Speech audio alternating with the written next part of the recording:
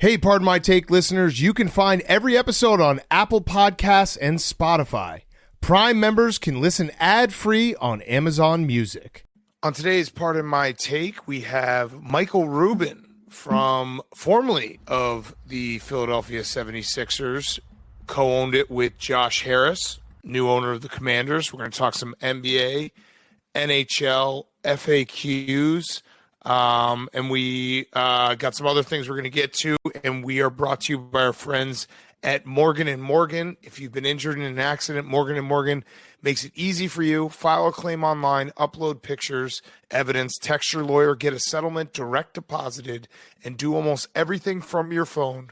Morgan & Morgan is America's largest injury law firm, over 800 lawyers nationwide, over $15 billion recovered so far, over 100 offices, over 30 years of experience. The fee is free. You only pay if you win.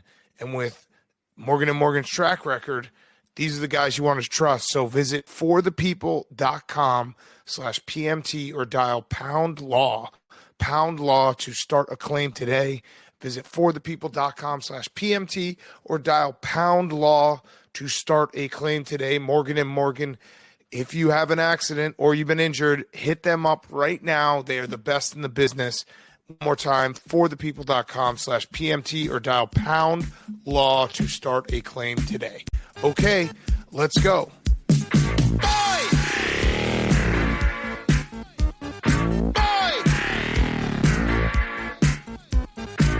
Now in the street there is violence and lots of work to be done. No place to hang out or washing, and then I can't blame all on the sun. Oh no, we're gonna rock down to Electric Avenue, and then we'll take it higher. Oh, we're gonna rock down to Pardon My Take, Electric Avenue, presented by and then we'll Barstool take it Sports. higher.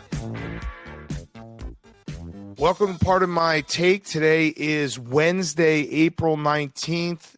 We are on Zoom today, and PFT. So we're on Zoom right now. I'm down in Virginia. My dad passed away this morning, and I wasn't sure what I wanted to do, if I wanted to do Pardon My Take today at first. And I know a lot of you guys at home probably use this show as, an escape or to get you through tough times sometimes and laugh and forget about real issues every now and again. And that's kind of the boat that I found myself in today, where I felt like it would be good. It's, we're recording this late at night, been taking care of family stuff all day, and I thought it would be a good escape for me and maybe be able to laugh a little bit and chop it up and kind of get away from the real life situation. And, I feel the same way that, we've heard from a lot of people over the years. I feel the same way now. So thank you guys for being there for me. I appreciate that. That goes for obviously everybody in the studio on the show. I appreciate you guys being an outlet for this, and also everybody at home listening. And I know I've talked about my dad a few times on this show, but he really is the reason why I grew to love sports. He would, let me miss class and stay home from school in the morning sometimes to watch SportsCenter. And most of my childhood memories revolve somehow around, playing sports with him, going to sporting events with him, or having him prank me into going to a sporting event that wasn't real with him, which it's kind of funny. I was talking with my family today, and we were, joking around and laughing about some of the funny things that he did over the years, and that story, the April Fool's story, got brought up, where he got me out of class, and it turns out I didn't even get the real crux of the joke until just today. The real crux of the joke, as I mentioned a couple weeks ago, was there was no game on April 1st that year, April Fool's Day, when he got me out of class to take me to the Orioles game. The real crux of the joke, my brother just told me this today, was the joke was I should have known that the Orioles didn't have a home opener on April 1st, and I don't know ball because I'm a casual. So that's what he was that's what he was driving at. But he was busting my balls when he did that, and he was a funny guy. And if anybody knew him, they knew he was the guy who was usually wearing a tracksuit and usually taking me or my brother to sporting events. We had the van that was stocked with every sort of sports equipment you could ever hope for growing up. And he taught me how to love sports, and he was a fan of you guys too. He loved you guys. And, he also loved like all the AWLs that he would meet when he'd go out and start chopping up with somebody about sports. If they looked like they were a younger person, he would ask them like, do you guys listen to Part of My Take? And, then he would, go on to tell them that, oh, PFT is my son, and he'd make a new friend, and he would then, he'd always give me a call and let me know who he met that way. And, it meant a lot to him, and sports were, like I said, they were a big part of our lives, and I owe so much to him. He was a great dude. So going to miss him, and that's pretty much it. The last thing I will say, though, is eye for an eye, well played, John Rahm, tremendous competitor. I'll make that joke before anybody else does. I forgot so about it's okay. I know some people are going to wonder if it's okay to make that joke. So I'll be the first one to make it. It is okay. He would have thought that was funny. But, so that's where I'm at personally right now.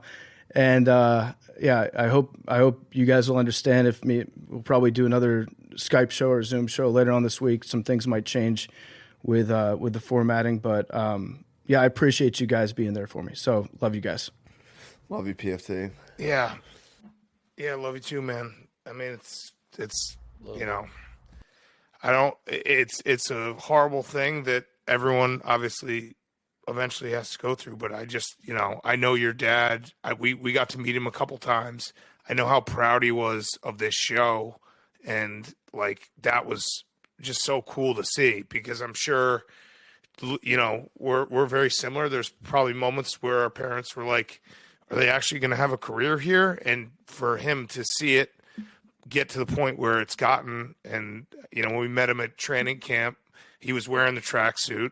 He was proud, and it was it was clear that he was so proud of everything you've done. And I mean, when you hurt, we hurt. So it's real life shit day. Sometimes, but appreciate you guys. And he was a big fan of yours, and just he was really supportive. There were some times when he didn't really understand what a podcast was and whether or not this was going to be, something that I was going to really take seriously. But he was also like the most supportive person in the world. And he was like, go for it if it makes you happy. And I was really, really lucky to have him as a dad. So if you're on the fence about calling your dad today, give him a call. Tell him you love him. Permission to make another lighthearted joke? Yes. We can cut it out, but he did pass away without ever seeing Hank get the lottery ball. That's true. That's true.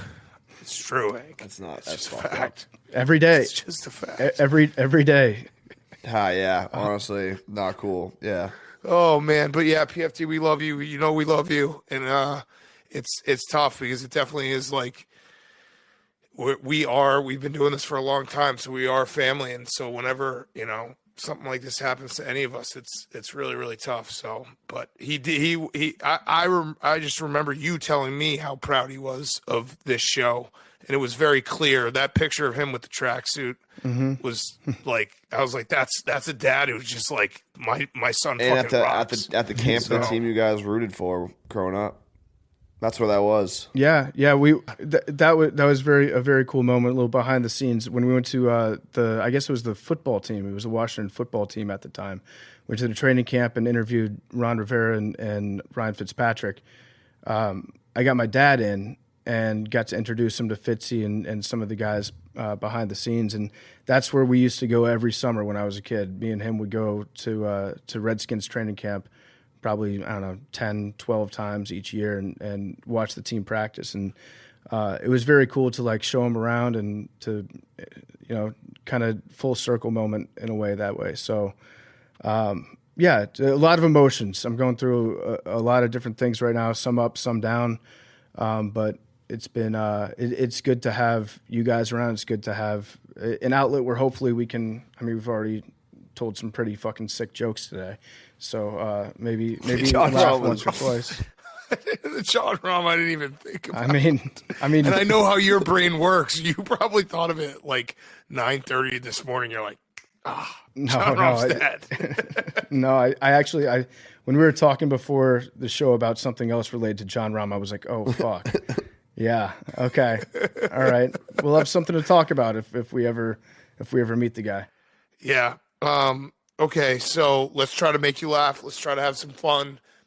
Stop me if you heard this before, but Draymond Green assaulted someone again, and he's suspended. So the news just came down. He's suspended for Game 3, which I actually hate because, well, one, I don't think he should have been suspended, but two, now Warriors fans can be like, well, we've never lost a series when Steph, Clay, and Draymond played the whole series. Okay, so I like and hate that he was suspended at the same time. I don't think he should have been suspended for it because he got his foot grabbed, and it wasn't even that hard of a stomp. Yeah, he's a big guy, and you probably shouldn't step on another man's sternum intentionally.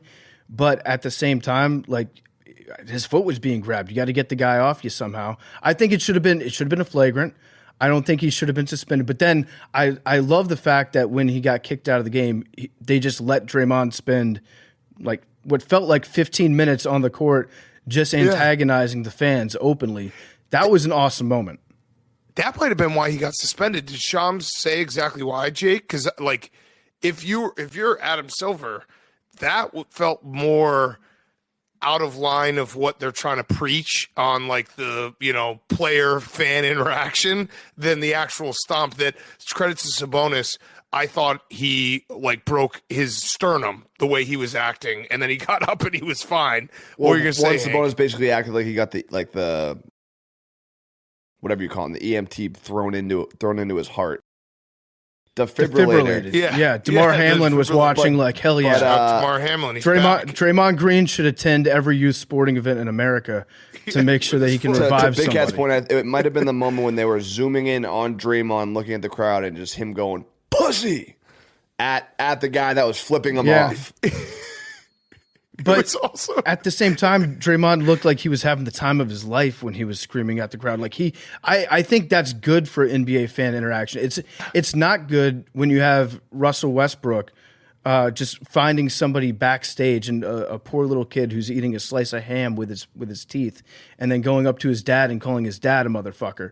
That's bad. That's bad for the league. But having Draymond just get up in the crowd's face and smiling and screaming at him, I think that's good. That's the good type of fan interaction that you want. Draymond is like, he has like Joker energy where he just not Djokovic or what the fuck? Jokic. It's late. Not Jokic, but Joker, like the actual Heath Ledger. Like, he just wants to see the chaos, because there was a moment there where it was like, this is how the Malice at the Palace kind of started. If a fan throws something here, this could get bad. I also loved Jordan Poole's face standing there, and he was like, Draymond was going crazy, like whooping it up, and Jordan Poole was kind of like laughing along, like, ha ha ha, like, this is actually what it looked like right before I got punched in the face, so I'm just going to be on his side here and be like, hey, this is cool, this is funny, Draymond, like, good People one, forget dude. He did that. So yeah. It was crazy. It was a crazy scene. Yeah. Well, that's the thing, is like Draymond Green. So Sabonis did grab his leg. I don't think he should have been suspended, but if there's one guy who you can be like, oh, he has a history of just like kicking people in the nuts, stomping on people, punching his teammate in the face, he is the guy. So Draymond can't like be like, oh, that was a totally out of character act by me. That was as much in character as you can get for Draymond Green in an NBA basketball game. Yeah, he's gone method. He's always in character. He's gone method in terms of acting like Draymond Green all the time. Yeah. Jake? What do you say, Yeah, Jake? the press release says the suspension was based in part of Green's history of unsportsmanlike acts. So it seems like he's... Yeah. So I don't think he should have been suspended for either one of the acts, for the antagonizing or for the stomping.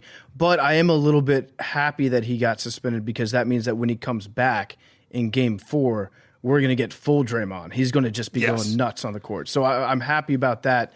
You make a good point, though. Warriors fans can be like, the series doesn't count, even though you know what? But Kings fans can be like, straight up. Here's a stat. In Game 1, it was 105-105 with 5 minutes 50 seconds left. In this game, it was 95-95 with 5 minutes 50 seconds left. So the Kings have scored the Warriors in the final 550 of games 1 and 2 by a combined 40-29. So the Kings have just been better down the stretch. I think that was David Locke that tweeted that out. But they've just been better at closing games out. Here's another stat, because Warriors fans will, I think most Warriors fans won't do this, but there will be the trolls being like, yeah, Raptors series, everyone got hurt. The Cavs in 2016, Draymond got suspended. They never lost with those three guys. The craziest stat I saw, this breaks the streak. The Warriors have not been down 2-0 in a series in 27 straight series. 27 straight playoff series, they haven't been down 2-0. In the first two games in those 27 straight playoff series, they're like something like 43-11, or I might have my math wrong, but that's right, 43-11. It's crazy. They never get in this hole, and they're in this hole.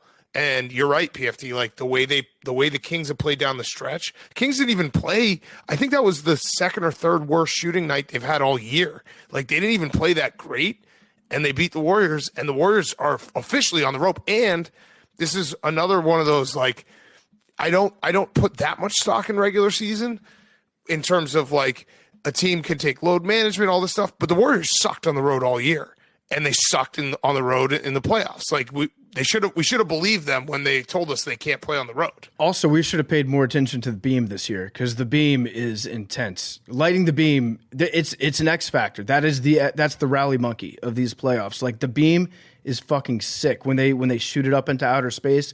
I don't know how high it goes. I just assume it goes like all the way to the moon. But it's awesome. I love it. Kings just have good vibes. You saw Delly on the bench, almost died last time he played against Steph Curry, and he was coaching the guys up, getting in their ears. They're such a fun team. They're young. They're fun. Billy, what were you gonna say?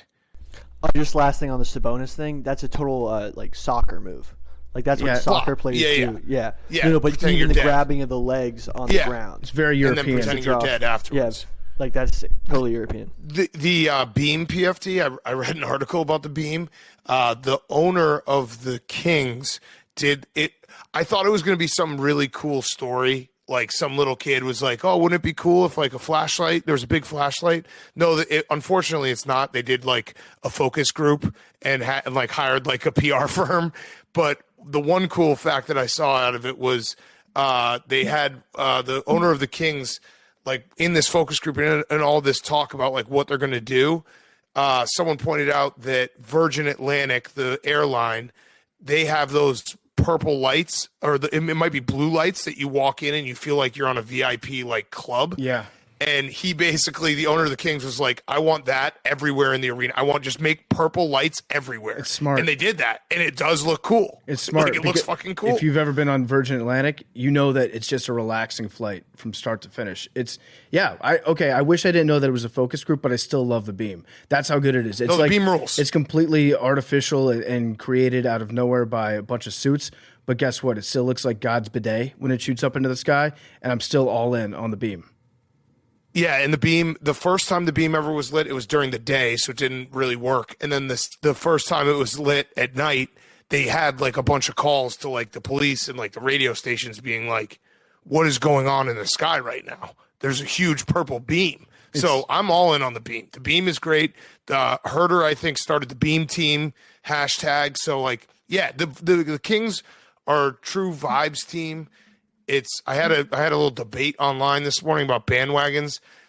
I mean, we're not Kings fans, but like if you are a Kings fan that has gotten away from the team, get back on the bandwagon. Bandwagons make sports fun. Yeah. This is a fun story. I hope they go deep. I hope they take down the Warriors, even though I have money on the Warriors. That's how fun they are. Like I bet on the Warriors last night and I wasn't that mad because I was like, damn, this Kings team is so much fun and these fans look like they're having the best time of their life. Yeah, the best compliment you can get as a team is that people with absolutely no horse in the race are watching every single game that you play and you're like, I fucking wish I was a Kings fan. It'd be so cool to be a Kings fan right now. So I hope I hope they don't blow it. I really do, because I'd like to see them advance. But when Draymond comes back, Game 4, it's going to be you're going to see he's going to be fully Joker-fied by that point. One last thing about this game that should be, because Malik Monk and De'Aaron Fox get a lot of talk, and Sabonis. Davion Mitchell is an awesome defender. He was like doing Steph will always get, his points, but he was awesome. And I went and I looked it up. He has an incredible nickname. Does anyone know his nickname here? No. His nickname is Off Night. That's a great nickname for a defense guy. Yeah, it is. Off Night. Yeah. He's like, when you come play me, it's your off night. I like that a lot. Yeah. So I was just like, damn, that's an awesome nickname. That's a nickname that should get more love. Off Night. I don't know if they're a team of destiny yet, but they're what's the JV version? No, of a team I of don't. destiny? Yeah, they're probably not going to win this series. They're a team of fun. Here's they're a team of fun. Here's what's going to unfortunately happen. This is where. Well, no, Hank. Hank's right. Hank, I am getting caught up in the beam. I'm trapped. I'm trapped in the beam right now. Here's what's going to happen, and this is, if you're a Kings fan, skip a minute down the podcast because you don't want to hear this. They're going to beat the Warriors in this series. It's going to be a great story. It's going to be an incredible story. The first team to take down the Warriors.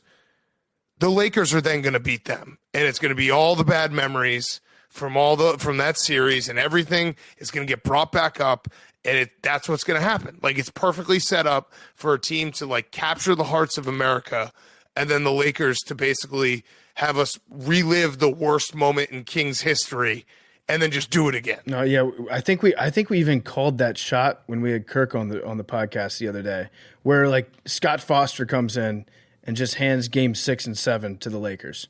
Yeah. I don't want it to happen. By the way, if people haven't picked up, the Nuggets Timberwolves series will probably be the series we just never talk about because it's going to be like weird timing, off nights, that stuff. But the shout out to Nuggets, they killed the Timberwolves. Timberwolves, I think, what did they score, like 85 points? They got smoked. Yeah, my Nuggets look great. Yeah, exactly. All right, other games. We should talk about Nets Sixers on Monday night. Max, you won. The Nets are not good. The Nets, it's funny because the Nets are, you look at them and you're like, that's a team that could really use like one or two stars, like a Kevin Durant or a Kyrie Irving, because they have just some really good role players. And Mikal Bridges is better than a role player, but they like built the whole plane out of role players, and you can see it when you're watching a playoff game, and they struggle to score 90 points. My question for you, Max, though, we saw a playoff James Harden in game 2. Yeah, no, he scored 8 points. My take of playoff James Harden is dead died last night because he was so bad, and I was so excited after Saturday, and then last night, he like didn't even belong on the court. But thank God for Tyrese Maxey. Yeah, Coward called him a role player with a shoe deal. Yeah, he was bad. He was so bad. It was tough. It was tough. Yeah, no. But you're going to win this series. Yeah, no, the Nets are they're just like not a good team. I think if the Sixers were playing any other team in the playoffs, they probably lose that game. And if they're playing any good team in the playoffs, they lose by 30. I also get a little bit worried every time Joel Embiid falls down. He seems like he grimaces hard every time he hits the ground. He's a big dude and he's like heavy as shit. But when he falls down and he gets up every single time, you're like, is this guy injured? You have to pause. You guys think they should cancel charges? You're trying to cancel charges. I do. Okay, so I talked to.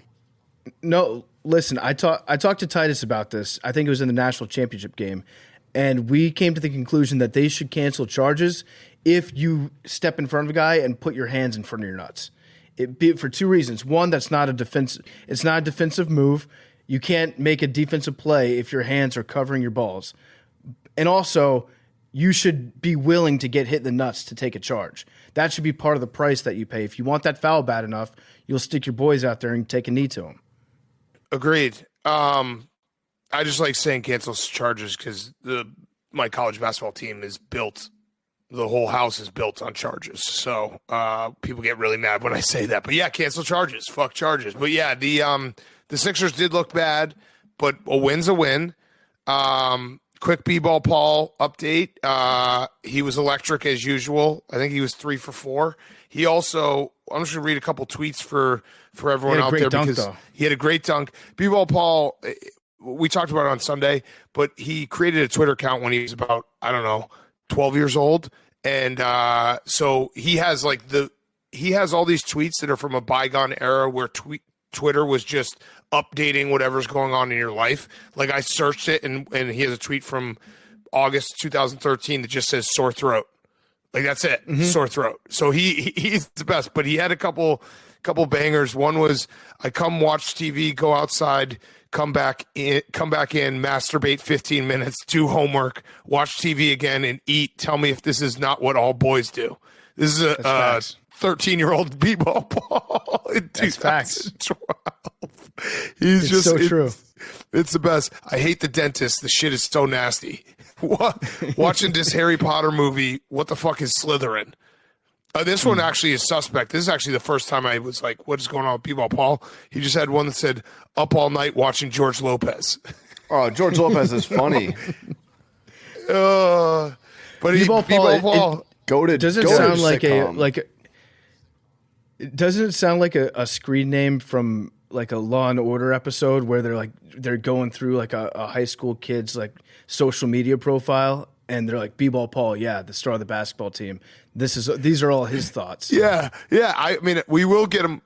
We will get him on the show at some point. I would like to ask him if he just went to DePaul because he's like they named a school after me. Because I wouldn't be surprised because that would make perfect sense. One last one. He said, "Just had some good ass spaghetti. Hope I spelled it right."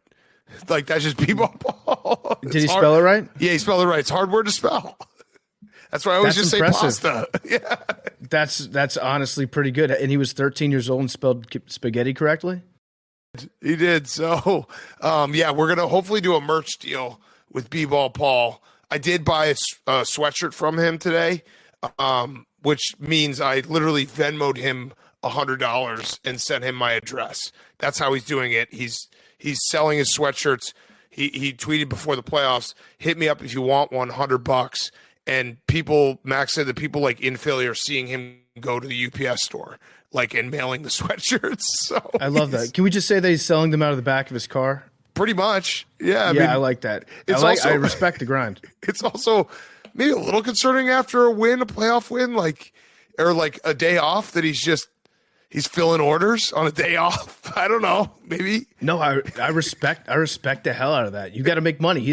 What's his contract? How much is B-Ball Paul getting? He's making like three.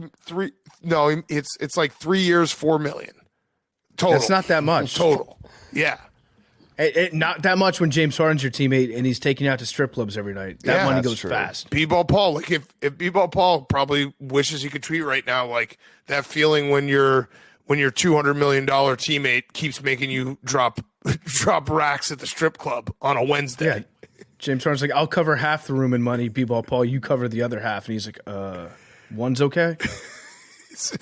All right. Next game, Hank, your Celtics, that series is over. I was officially, obviously, beforehand I was talking and focus on the Hawks. Tonight I was really just starting to do some thinking, and the only question really is there any chance the Heat win?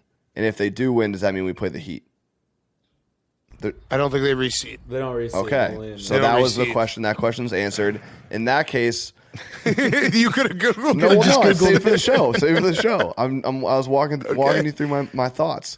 And now, so I'm just ready to destroy Philly. They're B-Ball Paul. I can't wait for you to wait. He's not going to play. He's going to score 0 points. Celtics are probably going to win in a sweep or 5. Do this. Our best friend Blake Griffin, who actually you should be rooting for, is going to play the same minutes as B-Ball Paul and absolutely fuck him up.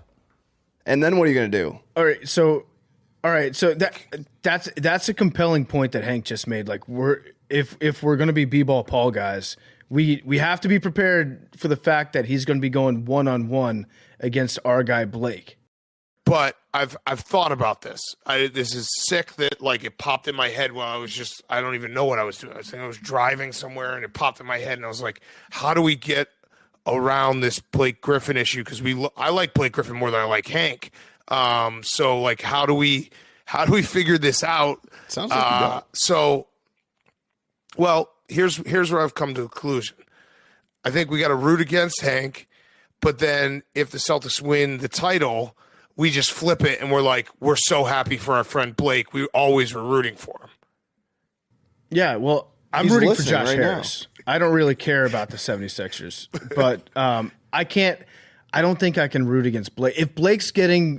If he's getting over, what's the cutoff? I have to have like a minutes limit, because if he's playing any sort of significant minutes whatsoever, I can't root against him. But if he's playing like 5 minutes a game, then I can. I can absolutely root against the Celtics. You know what I'm going to do? I'm just going to root for Blake, and I'm going to root for B-Ball Paul. Because I watched the whole Sixers game last night. I became B-Ball Paul tracker online.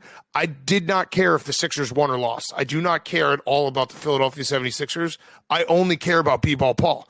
That's the same as Blake Griffin. Like, I'm just going to be a Blake Griffin. Here's a question, Big Cat. Question. B-Ball Paul. I'm trying to make money for you, Hank. We should do a B-Ball Paul and Blake Griffin combined total points over. Oh, I thought you were going to say like a T-shirt where it's like Godzilla versus T-Rex, or what is it? Kong. Godzilla. Yeah, King Kong versus Godzilla. It's B-Ball Paul, Blake Griffin, the battle for the East. No, we'll definitely make those shirts. Yes, that would fucking rock. The Killer Bees. Yeah, they're just like it's like both of them are just so big. They're on the East Coast, and they're basically like trying to dunk over each other. We have two hoops, so they're both trying to dunk at the same time. Yeah. Question, Big Cat. Game 7, TD Garden. Joel Embiid's fouls out. Robert Williams fouls out. Al Horford fouls out. Yeah, I'm rooting for Blake. I'm rooting for Blake in that. That's a no-brainer. All right. That's a no-brainer. Just wondering. If Blake plays, I'm rooting for him. And if he does well, that means that's fine. I got no hate, Hank. I think the Celtics is the best team in the playoffs right now. Dude, Derek White is really good. So is Brogdon. Brogdon's and Robert Williams is playing like he's healthy. Like he was playing healthy, active. It's always scary with him because it's like when you see him play healthy, it's so exciting. And you're like, if he's healthy, we will win the championship. But he's just so inconsistent, and he gets, he's a little fragile. So it's worrisome. But if he stays healthy, good things are coming. And I'm staying consistent with my Sixers Celtics. I just want maximum pain no matter what. And it's most likely going to happen to Max because I just want the show. I want the show to have maximum amount of pain. I want like 3-0 to a reverse sweep. I want like a Game 7 with a controversial ending. I want as much pain. I don't care who gives me the pain. I want to drink your milkshake pain. I've also thought about. I spent some significant time tonight thinking again. Like I've moved on from this series. I'm thinking about the Sixers. I'm ready to talk about the bet, and I've come to my my terms. Okay, so this is you versus Max, Sixers Celtics. What are your terms? Full beard, no mustache. Okay, because PFT we were debating earlier in the show or earlier in the day. By the way, we did FAQs back in the studio because PFT we didn't want to have to do like a 2-hour Zoom tonight. So we were debating whether they get their mustache. I was saying they should get just this. They get to keep just this. Max wants the mustache, and I think Max would probably look decent with the mustache. No, you don't understand how bad my chins are going to look. Six chins hiding under there. Like the fact that you think that this is going to be worse for you is disgusting. That's my point. I think how it is, Big Cat. What we should do. I think it's going to be. I think the soul patch is the right move. Hank and I were actually talking about the soul patch the other night. Right here. It's going to be soul patch summer. I think soul patches are making a huge comeback. I think one of you guys should lead the charge on that. Shave everything but that little patch right below your little lip. I'm fine with that. But yeah, no. The conclusion I came to is no mustache. Okay, it should be soul patch. Soul patch. Not to mention that whatever. Not to mention we could talk about it when we actually get here, but it should be like an escalator agreement. Like if one team gets swept, you have to shave your face for 3 months. Like that should absolutely be part of it. No, that's bullshit. No. That's bullshit. Yes. Series margin we're not doing that. We're not doing 4-0, 4 We're months. not doing No, 4 months. No. All right. 2 months. We'll talk about it. If you get the hey, Steve, like I gotta be able to talk to chicks in Chicago. No, that's facts. Yeah, like I'm down for a sweep clause, and we're definitely the favorites there. But also, like I can't. Worst case scenario, that can't happen. Summertime shy and Hank's got no beard. Nah.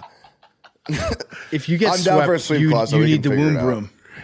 No, I am not down for a sweep clause. Maybe a tattoo? A tattoo? Yes. for the sweep? Full bald head.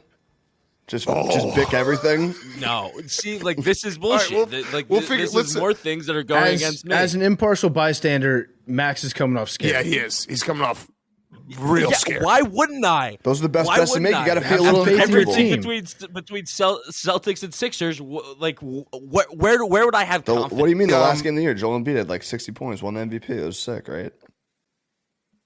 Oh man! All right, we'll table it till it is official, and then we'll get the whole thing. Either way, the Celtics, are so much better than the Hawks. Derek White is I think he probably suffers a little from being on a team with Jaylen Brown and Jason Tatum in terms of the general public realizing how good he's playing. He's playing out of his mind. He had MVP chance tonight. Yeah. And it was crazy. The defense is really good. I mean, they just got to stay healthy. They just got to stay healthy. We're in Celtics and Bruins are like, just stay fucking healthy. Trae Young, there was a few possessions where he just basically spent the entire shot clock trying to get the correct pick and roll, and the Celtics were just switching perfectly or pre-switch. Like, they were just doing everything, and Trae Young was in a blender. He didn't know what to do. So that's going to be next week. Oh, James Harden. Just so you know, the Celtics won by 13 tonight, and the Sixers won by 12 last night, and we're crowning the Celtics as like the fucking champions of the world. Well, not all wins are created equal, Max. Yeah, I mean, but like let's call a spade here. All right, so let's do a so sweep. If you're that confident, then why don't you agree? No. to terms? I just want to acknowledge what's going on. in the show. Scared. This is what Max does. Max gets scared, and then he retreats into his little hole. And then he thinks to himself, "Oh fuck, they got me good. They got me down in my hole so bad right now." And then he lashes out, and he makes no sense when he lashes out. But he's like, "I just got to show some aggression to prove that I'm not retreating my cubby right now." He just goes home and just looks in his mirror and he's like, "Don't let him do that to you again." Yeah. You're fucking Philly tough. And then he's like, I'll show them. And then he's like, you guys are pussies. One thing about me, but we're just doing like the Sixers are playing the Nets. The Hawks fucking suck. The Sixers beat the Hawks the Friday before the playoffs started without their top 6 guys. Like, let's not talk about how good the Celtics looks against the fucking Hawks. Okay, so make the bet. I can't wait for this series. This is going to be so awesome. Yeah. All right. Next, Knicks Cavs. Cavs whomped the Knicks. First time the Cavs won a playoff game without LeBron James since 1998. Who was the leading scorer for the Cavs in that game? Sildrunas. Mark Price. Sean Kemp. Wow. Yeah. R.I.P. 1998. Sean Kemp was the leading scorer in that game. That game also had on the bench Fred Hoiberg on the Pacers and Scott Brooks on the Cavs. So future coaches, a lot of legends in that game. Sildrunas was in that game. I completely memory hold Sean Kemp on the Cavs. Had no idea that. And also, I do know that Sean Kemp is not dead, but he did get they arrested Sean Kemp. The Rain Man's in prison. Also, right quickly, Quinn Snyder was dressed like an absolute bum on the sidelines tonight. They cut to him. I was like, COVID, who is standing up? I was like, oh, that's the coach. He's realizing he made like the dumbest decision ever because he joined the Hawks mid-season when he probably could have had any job he wanted this offseason. So, but yeah, the only reason I remember the Sean Kemp Cavs is I loved those jerseys. You know, the weird jersey. They were the late 90s. Like, remember the Pistons did it? So many teams did just weird, funky-ass jerseys that looked bad in the time, but like have aged kind of well. Grizzlies were another one of those teams. Grizzlies. Love the Vancouver Grizzlies. Big time. Okay, so yeah, this game, I have two thoughts on this game. One is it was nice to see the Cavs make an adjustment where they were like, hey, Donovan Mitchell, you don't have to shoot every time.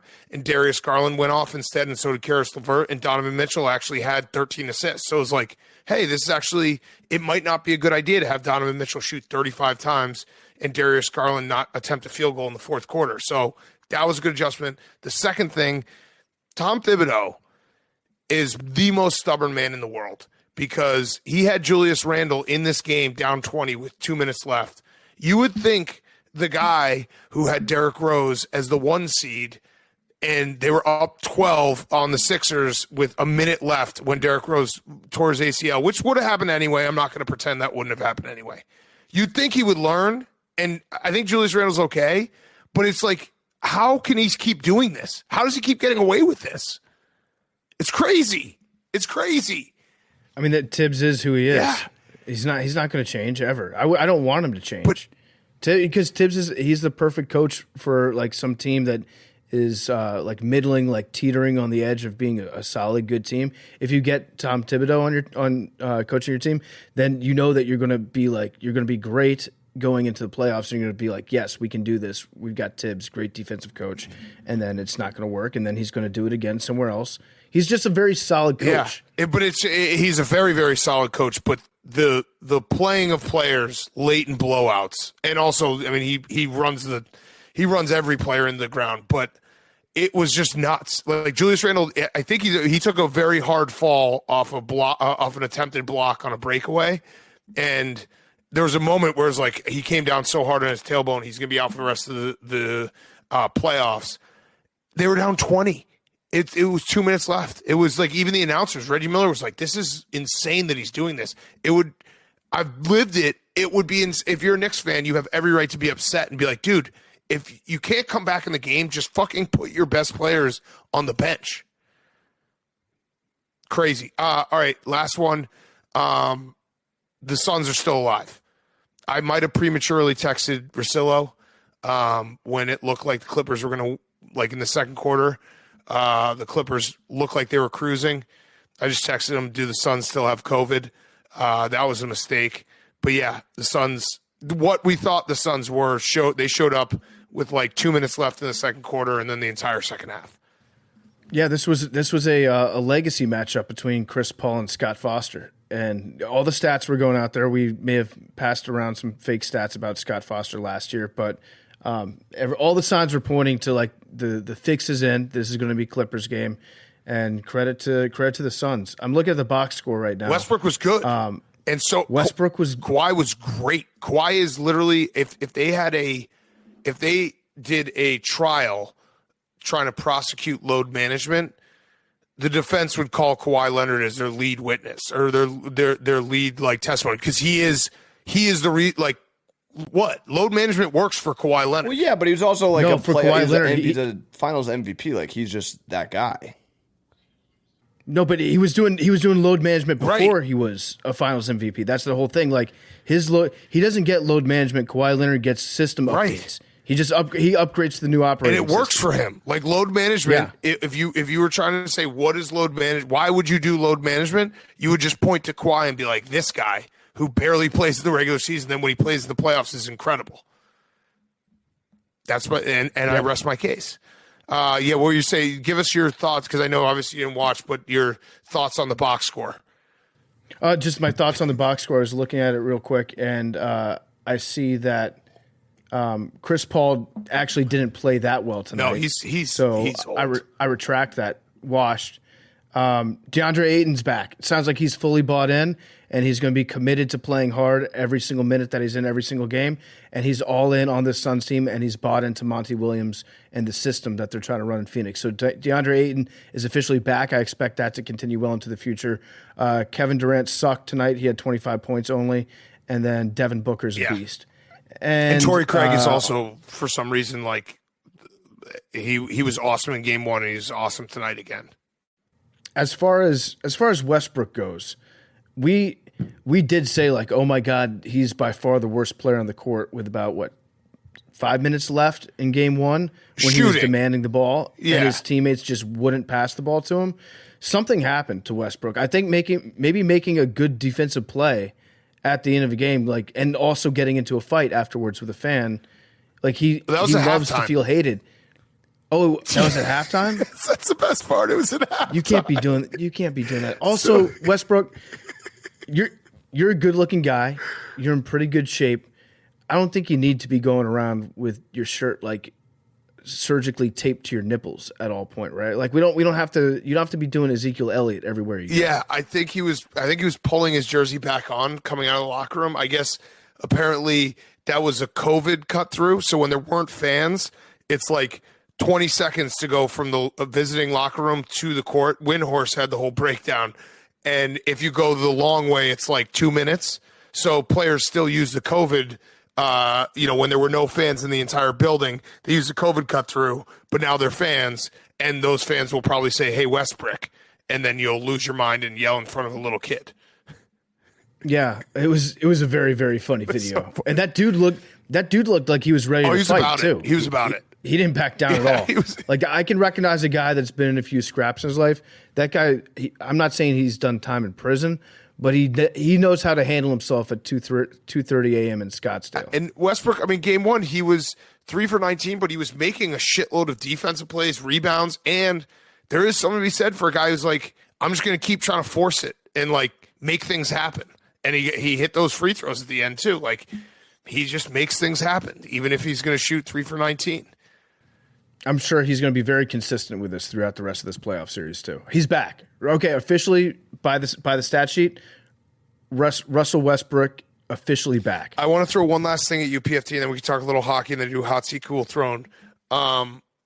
It popped in my head when I was watching Cavs Knicks tonight, and I tweeted out, who are the top players that like if deep down they're retired, but if they were on the court, you wouldn't even blink. You'd be like, oh, yeah, no, they're still playing, because I was watching the Cavs game, and I was like, is Korver still out there? And then I looked it up, and he retired like 3 years ago. But if he's an executive, if he hit a 3, I would have been like, oh, yeah, Korver, he's still playing. Let's see. Melo, always Melo. I have some good ones that people responded with, too. But, yeah, go ahead. Paul Pierce. Okay. I could see him playing. It's basically the guy who you don't really remember retiring because he never really, you know what I mean? Like someone threw out Rondo. If Rondo was in a playoff series right now, you would not blink. You'd be like, yeah, of course. Not at all. The other ones, there was a couple football ones. Torrey Smith was a good football one. If Torrey Smith was just catching a touchdown week 1, and then someone aptly said, I fully expect Adrian Peterson to be on the Colts next year. Which makes so much sense. Like, I could see it in my head, him backing up Jonathan Taylor and just being like, fuck this. Why aren't I getting my carries? Yeah, I mean, there are a bunch of guys in the NFL that are like, oh, I thought that guy retired like 5 seasons ago. Yeah. Like every year, Matt Moore. Yeah. When he would play, it's like, I thought that guy's been retired since 2012. Yeah, Mercedes Lewis. But it's the reverse. The guys who you think like Boris Diaw and Leandro Barbosa were 2 that were thrown out there, and I think those 2. Like if you saw Boris Diaw's fat ass just running down the court in this Suns Clippers series on either team, you wouldn't you wouldn't be like, hey, what's going on here? Yeah, Big Z might be that way too. Yes, yeah, or Verjao. Verjao definitely could be in a series. All right, should we talk a little hockey? Yeah, let's do it. The Leafs fucking suck. You know what? The Leafs are on my list now. They've made the Chargers list. Ooh, in one game. So the C words. You know what? Did you watch the game? This is one of those classic events where I think I'm able to outsmart decades of incompetence. Like the same exact thing happened last year with the C words in the playoffs. I did the Leafs last year, so you're just yeah. No, I did too. I did the Leafs last year too. I think that I'm like 1 year ahead. I can predict when the market is going to shift entirely. I can time the market, and this is just a good reminder to me that we can't. The market times us. We don't time the market. I feel similar about what happened with the Oilers on late Monday night into Tuesday, because they were up 3-1, then they were up 3-2 with like 20 seconds left.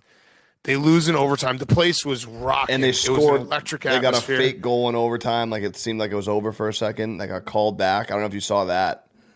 Yeah. The whole thing. It's just like, I can't do this with the Oilers. They have to win game 2. I'm trying to think. I mean, the Bruins look incredible. We did Islanders Minute with memes before FAQs. He's talked himself into them not being. They're okay. They're fine. But playoff hockey's back. It's awesome to watch. Like Hank and I were talking like this is one of the best times of year because hockey is just so fucking intense and there's game after game after game. It is great. You do get a little bit of FOMO when your team's not in playoff hockey, but also there's something magical about overtime playoff hockey when you don't have a dog in the fight, when it's somebody else that's living and dying with every single pass, every single turnover, every single close offsides. That sucks. Overtime hockey is the absolute best if your team's not in it, and overtime or in regular playoff hockey is the worst if your team isn't actively in it. Now I still like it, I still watch it, but every time I'm watching, like if it's the Oilers Kings playing, I'm just thinking to myself, man, this would be so cool if the Capitals were involved somehow. Big time. It was a great first 2 nights of playoff hockey because we had 2 overtime games on Monday. Hank, how's your overtime? Hank bet every game to go into overtime, basketball and hockey. I guess we'll give the hot tip out to the people too. I'm going to do this every single night of the first round until both first rounds are over. Well, and here's where I fucked up. I applied it to basketball and hockey, but in basketball they don't have an offering of the game to go in overtime. I did fourth quarter draw. But that just means that means the fourth quarter teams just have to score the same amount of points in the fourth quarter. Mm-hmm. So, thankfully, there was no overtime in basketball because that would have been catastrophic. And if we can't figure it out in the sports book, I'm just going to do hockey. But I will be doing it's round robin, so you just bet every game to go to overtime round robin. So if 2 games go to overtime, that's a big winner. That's the thinking. Now, you guys, I'm not a numbers guy. Hank, I know you've become a numbers guy recently. Maybe you can help me with this math here. How many minutes were played in the Kings-Oilers game? Because there's 60 minutes in the first 3 periods, and then how many minutes in overtime? 4 minutes. No. There were there were 4 minutes this overtime, so we'll just say 65 minutes were played. How many minutes do you think Connor McDavid was on the ice? 28. Connor McDavid was on the ice for 25 minutes. Disgusting. Pathetic. Disgusting. Fraud. Disgusting. A lot of people are saying fraud. Connor McDavid is playing the same amount of minutes as, I'm going to just find an analogy. B-Ball Paul, probably. B-Ball Paul, maybe a little less. I didn't want to throw him under the bus there. Danny Green, who is part of that list of guys that you can't believe are still playing, or Obi Toppin for the Knicks. Jeff Green, I assumed, has retired. No, he's playing every offseason for the last 5 years, but he's playing. He's on the Nuggets, right? Yes. My Nuggets. Yes. Yeah, let's go. He's probably still sneaky young. Jeff Green will be playing in the NBA. He's always been sneaky young. He'll be playing until he's 65. I love the sneaky young guys. I can't remember who I was talking about today because Allen Robinson got traded to the Steelers, or will get traded to the Steelers, and we've talked about this on the show before, but Brandon Cooks being 29 still is crazy because he's been on a million teams. But yeah, the sneaky young guys, they sneak up on you. Okay, should we do Hot Seat Cool Throne? It is brought to you by us at the Barstool Sportsbook. Today's show is brought to you by Barstool Sportsbook, the one and only sportsbook, a show, and Barstool Sports. The Barstool Sportsbook is made for you, the loyal fans and listeners. The only place to find exclusive picks and parlays from me, El Prez, and the rest of the PMT crew. Follow or fade us. It's up to you. Now offering a $1,000 bonus for new players. If your first bet loses, get up to $1,000 in bonus cash. So download and create an account today. Use code TAKE to unlock your $1,000 bonus. The Barstool Sportsbook lets you bet however you like with daily odds boosts, live in-game wagering, move the line and teaser bets, and Parlay Plus for bigger payouts. iCasino is also available in select states with table games and slots. Hank, will you be tweeting out your overtime round robin every night? Yeah, unfortunately, you can't do a shareable bet slip, so you're going to have to do that yourselves. But on Friday and on Sunday, the Red Sox, Celtics, and Bruins all play. We'll have a nice boosted Boston parlay for the people. There you go. So you got can use that logo that's got all 4 of the mascots looking really, really tough in front of the sign. I fucking love that one. Yeah, you got to get this Barstool Sportsbook, download and create an account today, and be sure to use code TAKE to unlock your $1,000 bonus. That's Barstool Sportsbook, code TAKE. Terms apply, must be 21 plus. Gambling problem, call 1-800-GAMBLER. All right, Hank, hot seat, cool throne. My hot seat is Patrick Reed's wife. Okay. Use Golf Facts? Golf Facts, yeah. So it was always kind of known that she was Use Golf Facts, just a burner account, always tweeting pro Patrick Reed stuff. Talked about her a bunch on the show, but it was never confirmed. A guy that works for No Laying Up Tron tweeted a picture saying he was sent a picture of Patrick Reed at a game, made a joke about how, because Patrick Reed and his wife went to Fenway. The PGA Tour gave them tickets. This was like 6 years ago. PGA Tour gave them tickets. Patrick Reed and his wife complained about the free tickets they got and said they had to upgrade themselves and were like bitching at the PGA Tour. And so the No Laying Up guy made a joke in reference to that saying, Use Golf Facts didn't attend due to the quality of the seats. And she replied from the Use Golf Facts account a picture of where her seats were with her sitting with them, like Dustin Johnson, Patrick Reed, and the guys. So confirmed. Yep. Justine, right? Wow. My favorite part about the two of them is she's his caddy sometimes because he alienates caddies so quickly that she has to fill in for. He doesn't have any friends. The Twitter account is so funny. Just it's probably the last. I don't know if burners. I don't know if they're going to be a thing forever. I guess people are always doing them, but it's one of the last great burners. It really is. It is like it's a Hall of Fame, first ballot Hall of Fame burner because she got exposed years ago and keeps using it. Yeah. It's awesome. I love it. Yeah, and everyone knows that burner. What'd you say? You PFT made a burner, right? It's true. You had I had a burner. Yeah, burners are awesome. Burner life is the shit. I was just replying to tweets left and right. Nobody knew it was me. Just getting all these takes off that are too hot for podcasts. Yeah. I had a burner person, Youngstown Bob. It is fun to just pop on and just like stir some shit up and then just walk away. I get it what Kevin Durant does. All right, your cool throne. My cool throne, I guess it's AI. I probably should have put this on the hot seat, but I watched the 60 Minutes AI thing, and I'm fully convinced. I figured I should just get it on record that probably within like a month, AI is going to build robots, take over the world, and we're all going to die. Like I'm not to be like overly dramatic or anything, but I think AI, I think it's just a matter of time, and it's been real. Yeah. What did I say? Oh, Billy called this. Billy was the first person to predict that AI was going to take over technology and then dominate the world. Must credit Billy hot takes. But we should all be Luddites. I had that same thought when I saw iRobot, but I didn't say it out loud, so Billy gets credit. Well, you remember the those old were movies, and now it's like it's like actually happening. Yeah, but I mean, all movies end up being true. Saving Private Ryan. Mm-hmm. That happened. JFK. Yep, exactly. Gone in 60 seconds. With Nick Fast Cage. Five. Yeah, all these things happened.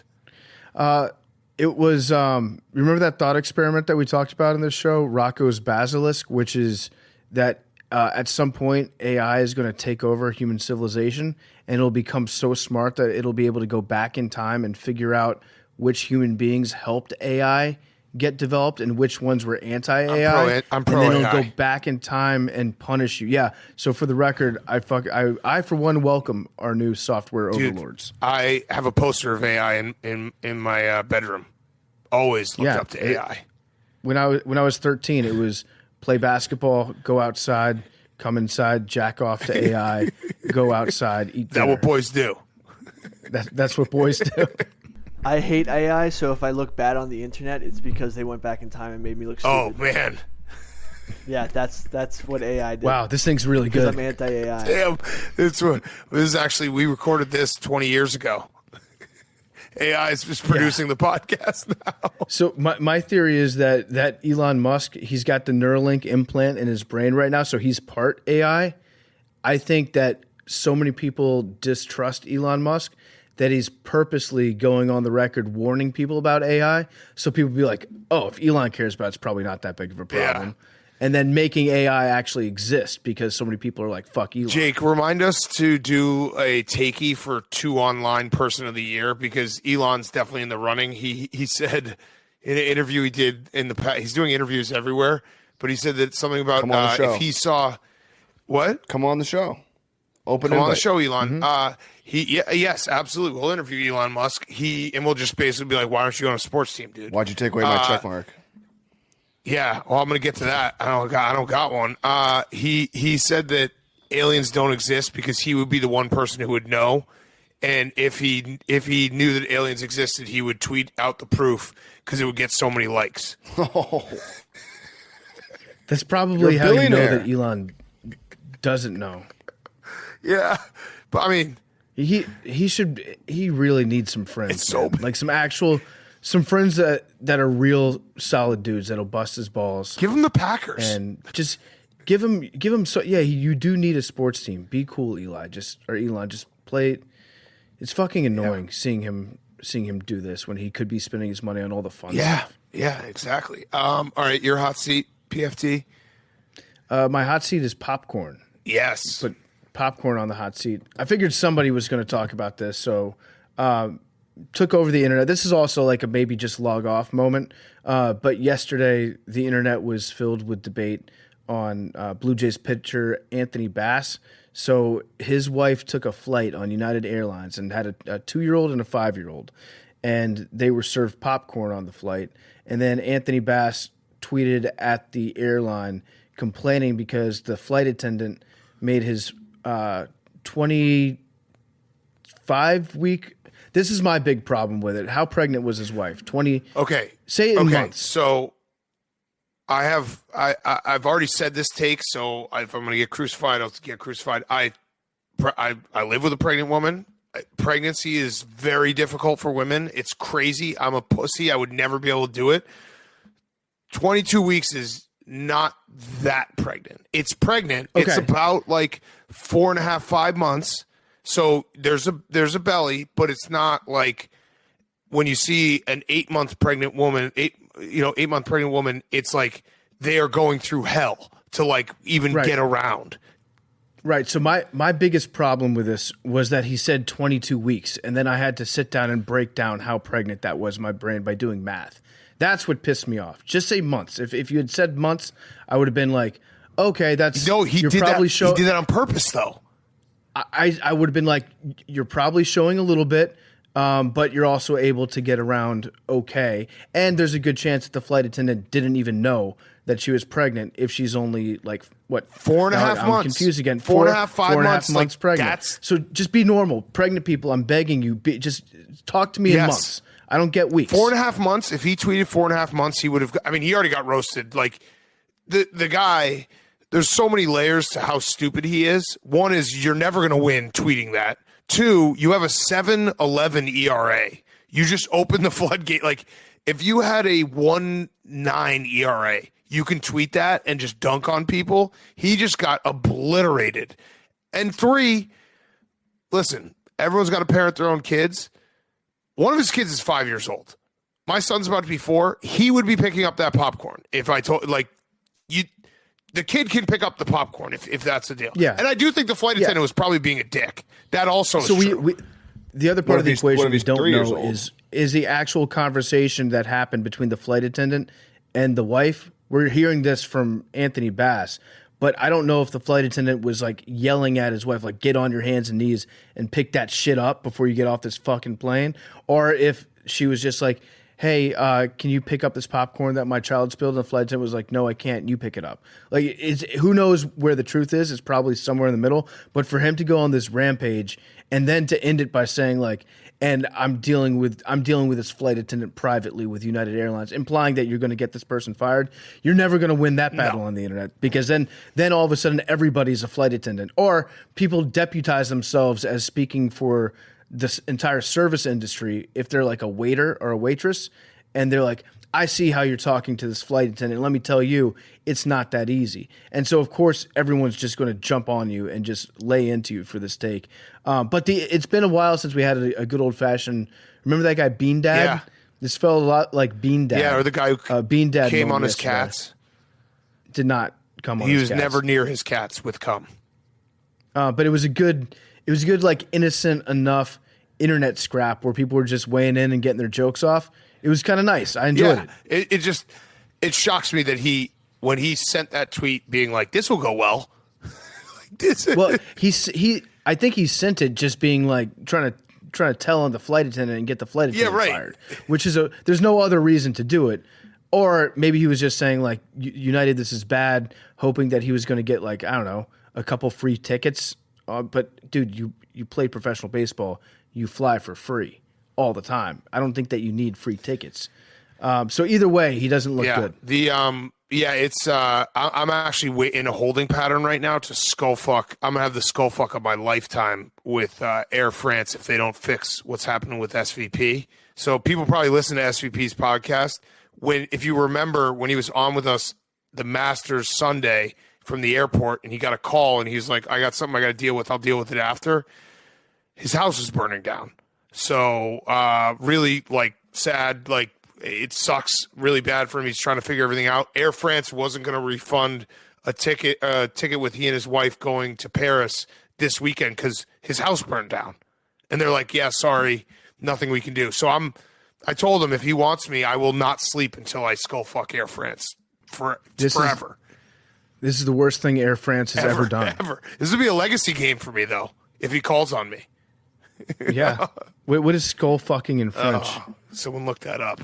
Look that up. Jake, can you look that up? You can cuss in French. I give you permission. Menage a skull. I kind of like that. And then what's your cool throne? My cool throne is Dan Snyder.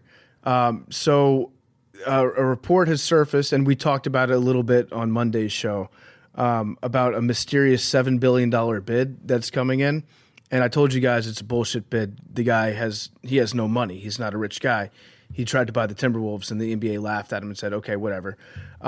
So there was a report that came out today, and this popped up on my phone, and I had to almost laugh and just tip my hat to Dan Snyder for being such an asshole to fathom, to even reach levels that I had never even really considered truly. The $7 billion is allegedly being funneled to Davis, the guy that went to Duke and now he's a tech investor. The $7 billion has allegedly been funneled from Saudi Arabia. Ooh.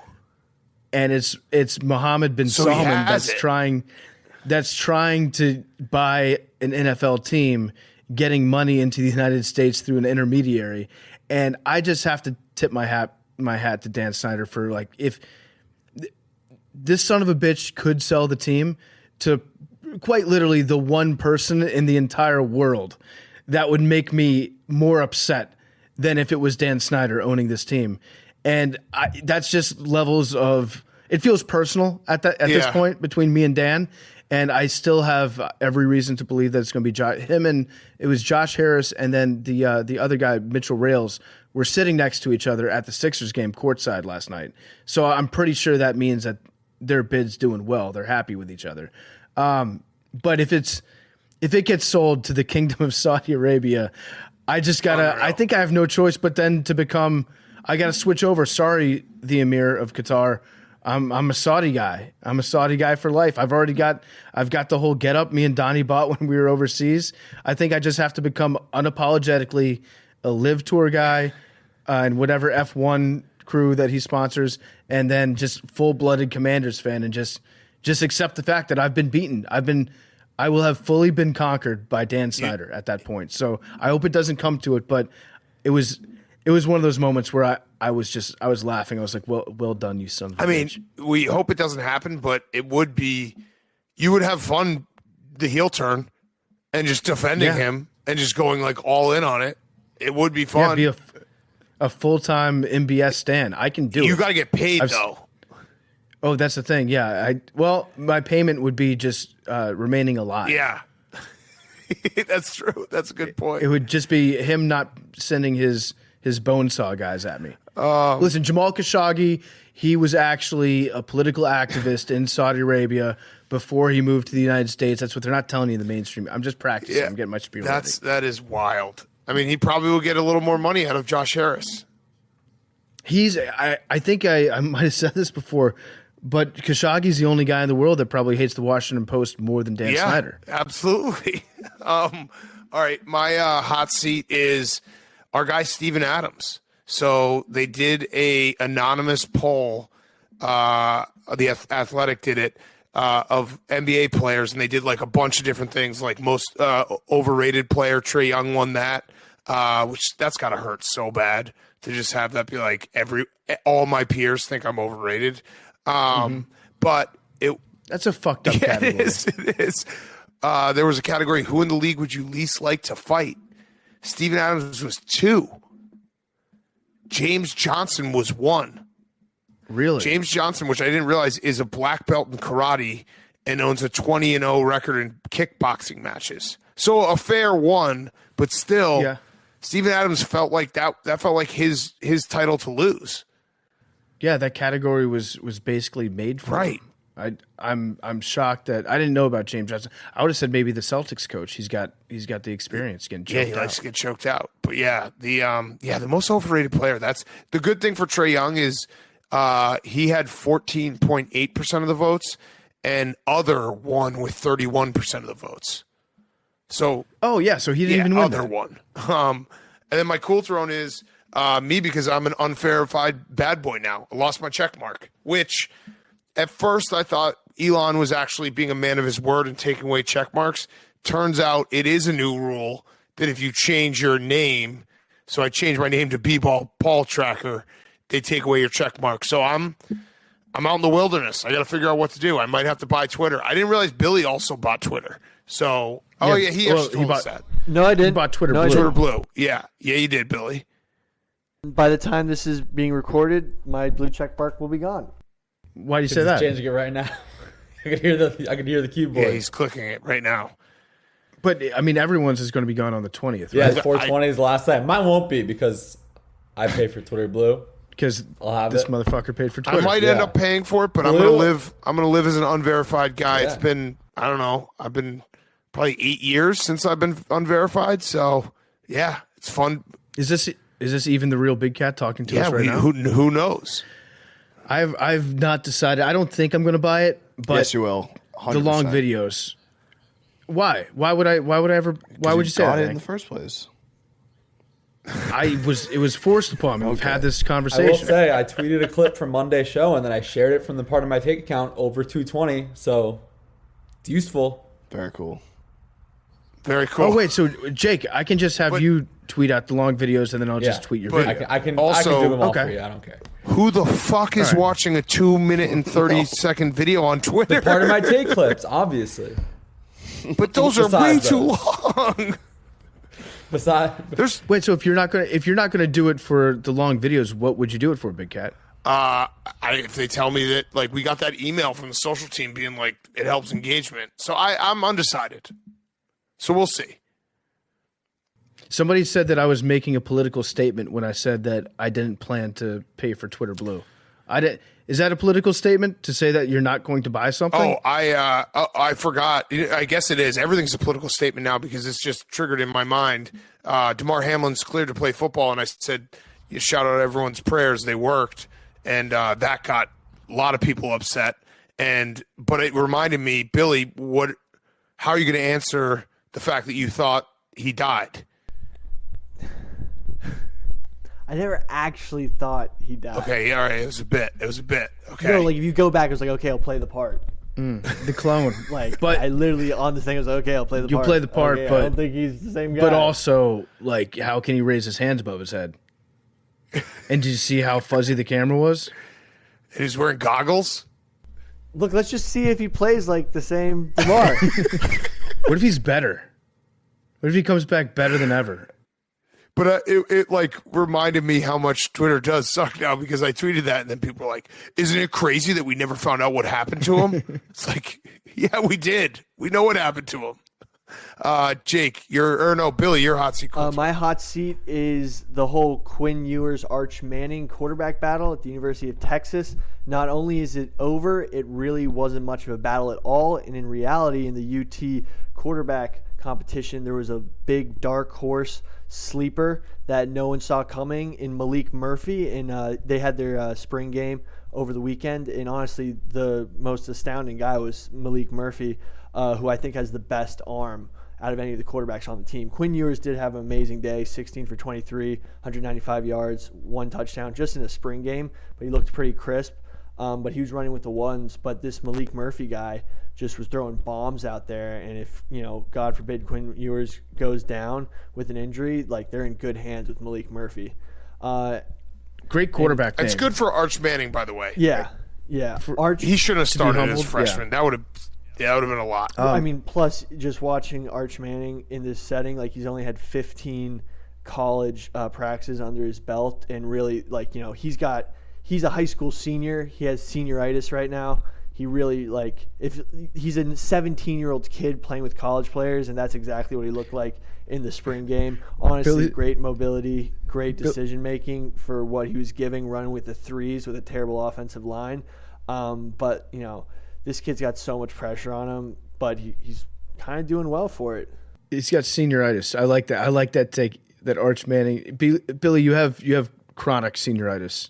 Just long term. Also, you're a long haul. He doesn't have senioritis. A long haul senioritis. No, that's what I'm saying. Like, he should be in his senior spring, like skipping class, like taking senior skip But he's days. In college. But he's in no, he's technically he graduated early and went to college early, but like he's in college. Right. He didn't get to experience the senioritis. He didn't get to go on his Rumspringer.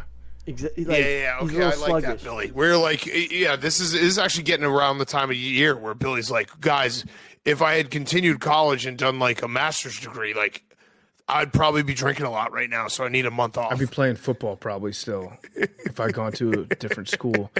I like Arch. I like the idea of him kind of like lurking, because there's going to be some great sideline shots of Arch Manning every time Quinn Ewers throws interception. By the way, Quinn Ewers needs to grow the mullet back. I understand you're trying to go for a different clean-cut look. Quinn Ewers has a mullet. You played great when you had a mullet. Bring that shit back. Facts. And your cool throne? My cool throne is me, because I didn't know if I was going to get it done by the time this podcast was going to happen, but my 2023 QB draft class rankings will be out by the end of the day on Wednesday. Okay. Wait. We got to do it on the show. Okay. Let's do it on Friday's show. So post a blog on Friday, and we'll do it on Thursday. Okay, perfect. This is for anyone who doesn't know. Billy has what was last year? Who'd you have? Yeah, it was a bracket, but who won it? Last year it was Malik Willis. Oh, okay. Yeah. And then the year before was that Chad Kelly's year, or is that Sam Ellinger? Sam Ellinger's year? He won that. He was Billy's number one ranked QB. And then he beat Trevor Lawrence in the finals. It was a huge upset. Yes. So, you basically can follow along and be like, who's definitely not going to work out. No, Didn't Malik Willis start a playoff game? They all haven't panned out yet. There's a lot more, career left. Billy, there is. Yeah. AR-15. Oh, AR-15.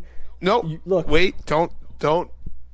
I take into account what the mainstream media doesn't, and you'll see it. What a tease! Yeah. I love it, Billy. I'm excited for Friday's show. All right, it matters Jake, where he gets drafted. It's you got to have a good guy with an AR-15, not a bad guy with an AR-15. Yes, exactly. Yeah. Oh no, that was Josh Dobbs who started for the playoff game, right? Yeah, not Malik Willis. Yeah. My hot seat is Brian Windhorst. He was doing a hit on First Take on Monday morning from his hotel room in Phoenix, and he had to whisper during his hit because his hotel room neighbor was trying to sleep. It was at 6:30 local time, 6:30 a.m. That's just a great dude. It's a grind. Yeah, but Windy. When they work Windy to the bone, he's doing everything. You remember when Windy would fall asleep on the job because he was working so hard? I think he did like 36 hours of television. Yeah, he is. This would be a tease, but I've been in contact with Windy. He's going to come on the show for the NBA playoffs at some point. Very excited. But he's a dog. He's got that dog in him. Was there somebody in his room that was trying to sleep, or was his next door neighbor? Next door neighbor. Like, I feel bad. I have my roommate right across the wall here. I'm not whispering. Like, what's his name? Blake. Yell it. Wait, what? Yeah. Blake. Your roommate's name is Blake, and you didn't tell us? Now you know. Is he cool? Yeah. Should I put him in the running? Should he be part of Blake of the Year? He's an AWL. I'm sure he's down. Jake, I feel like this is a fact you should have told us a long time ago. You live with a Blake? What does he keep in the fridge, Jake? He eats healthy. Healthier or less healthy than you? Probably around the same, but he cooks a lot. I don't really cook. Okay. Yeah, he does meal prep. Does he lift? Yeah. Does he play What's pickleball? What does he bench? I don't know what he benches. What teams does he root for? South Florida teams. Can we? Oh, that's good. Yeah. Can we get maybe just a quick? You don't have to, dox him or anything, but maybe just a quick one sheet of all his stats that you could. We'll have him with the Blake committee and just try to figure out if he's qualifies. Yeah, I'll get it for you and Okay. give it to the committee. Ask him tomorrow morning if he wants to be part of Blake of the Year, and if he's like, yeah, sure, That's a yes. then he's in. Yeah, but if he's like, he's too excited, though, he's out. He's out. He's What out. if he says Yeah, no? Yeah. Then I want him even Then more. he's definitely in. I want to fuck this Blake. If he says no, I'm gonna fucking give this guy Blake of the Year. I'm gonna move into your fucking room, Jake, just so I can follow him around. Yeah. I'm gonna watch him sleep. Yeah. All right. You're cool throwing. Cool Throne, the defending champion, Water Dogs Lacrosse Club. Please credit me and Billy. The schedule is here. Some of the highlights: defending champion, the Water Dogs, in a championship rematch against the Chaos in Week 1. When's opening weekend? First weekend of June. Thanks for Jake, asking, Hank. is the June Chaos 2nd, 3rd, and 4th in Albany? Are the Chaos going to have a ring ceremony for their second place finish? I don't know. The Chaos are a team of Canadians, and what's really funny is they all run funny because they're all Canadians, and Canadians all run funny because they all played hockey. Yeah. So you see them trotting around. This is That's true hilarious. of all hockey players. They're decent, but they're not going to be able to run with the dogs because skate they're run. Canadians. Yeah. This is exactly why I wanted to do the show today, so I could hear things Get that. like Billy do anthropological analysis of They how have every weird Canadian muscle development runs. from skating from such a young age, and they don't run Yeah. right. This is Yeah. true. No, that's Have you ever tough. seen hockey players going. play pickup basketball or even any other type of sport? They're the most lethal. They're only good in skates at what they do, and that is why it's so weird. For 20 minutes a game. Yeah. Yeah, Yeah. and they don't even look Barely like a athletes third of off the the game. ice. Unlike Billy, a football player Yeah. who's sick at basketball. At least I Yeah. run right. That's a fact. Yeah. Good So counterpoint. the whole schedule should be released this week, but similar to when Schefter teams up with Jeff Darlington, you gotta credit me and Billy when you see the Okay. schedule drop. So look online. Who's named first? I'll let Billy do it. No, Jake Oh. can go first. But when there's citing, do Canadians run right? No, you can cite me. Okay. Yeah. Okay. Yeah. All right. That's they good. don't. That's important. Yeah.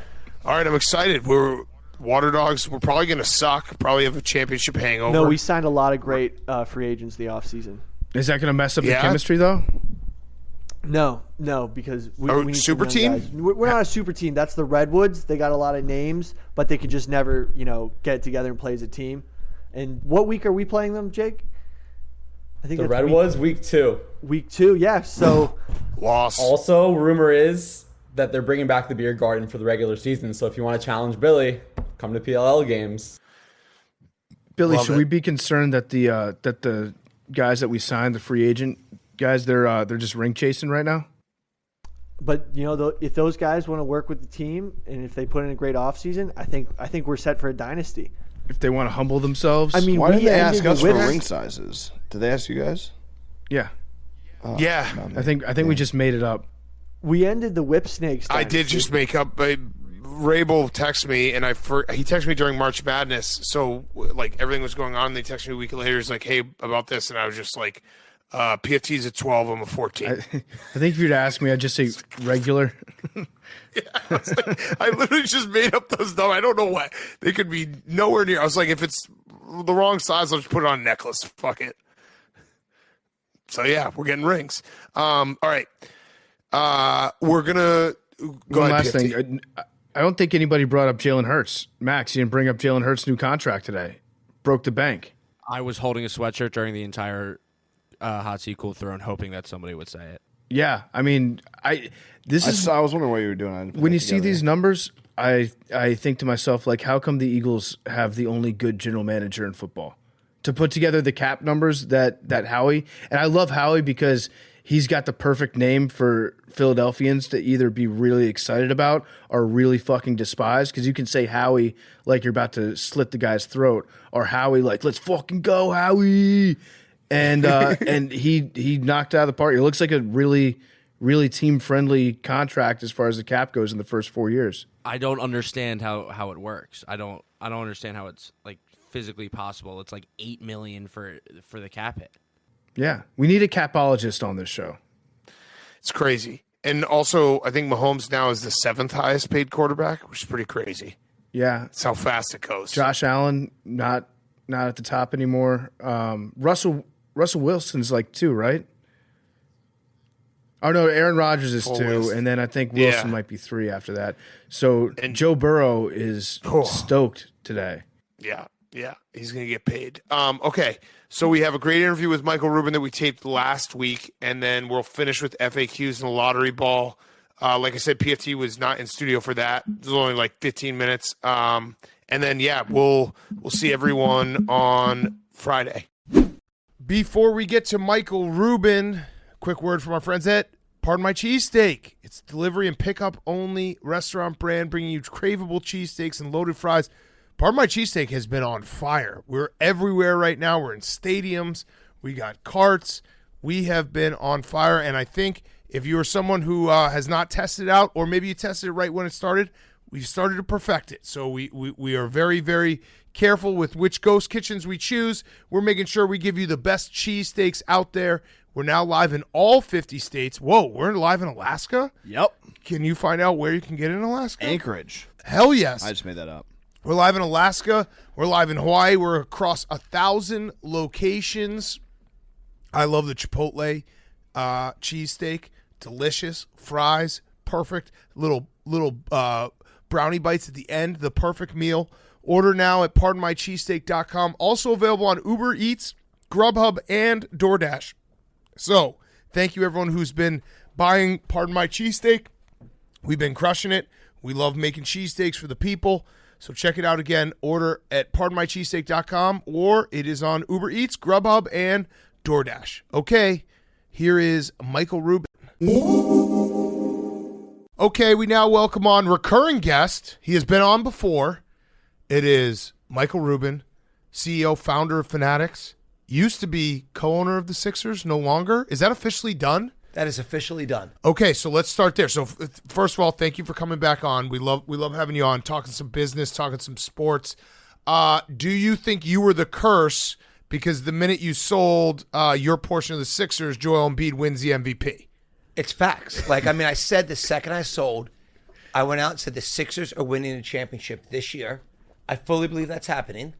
I think it was my sale of the ownership that motivated everybody to play that much harder, that much better, and I'm looking forward to helping everyone to hoist a trophy this year in Philadelphia. Wait, so that would, if they do win a title, would that, I know you're a Sixers fan, but would that hurt a little bit? It would have to hurt a little bit. No, listen, these guys are still my family. I mean, look, you know, Joel is like a brother to me. James is a brother to me. I mean, these guys are people I'm really tight with.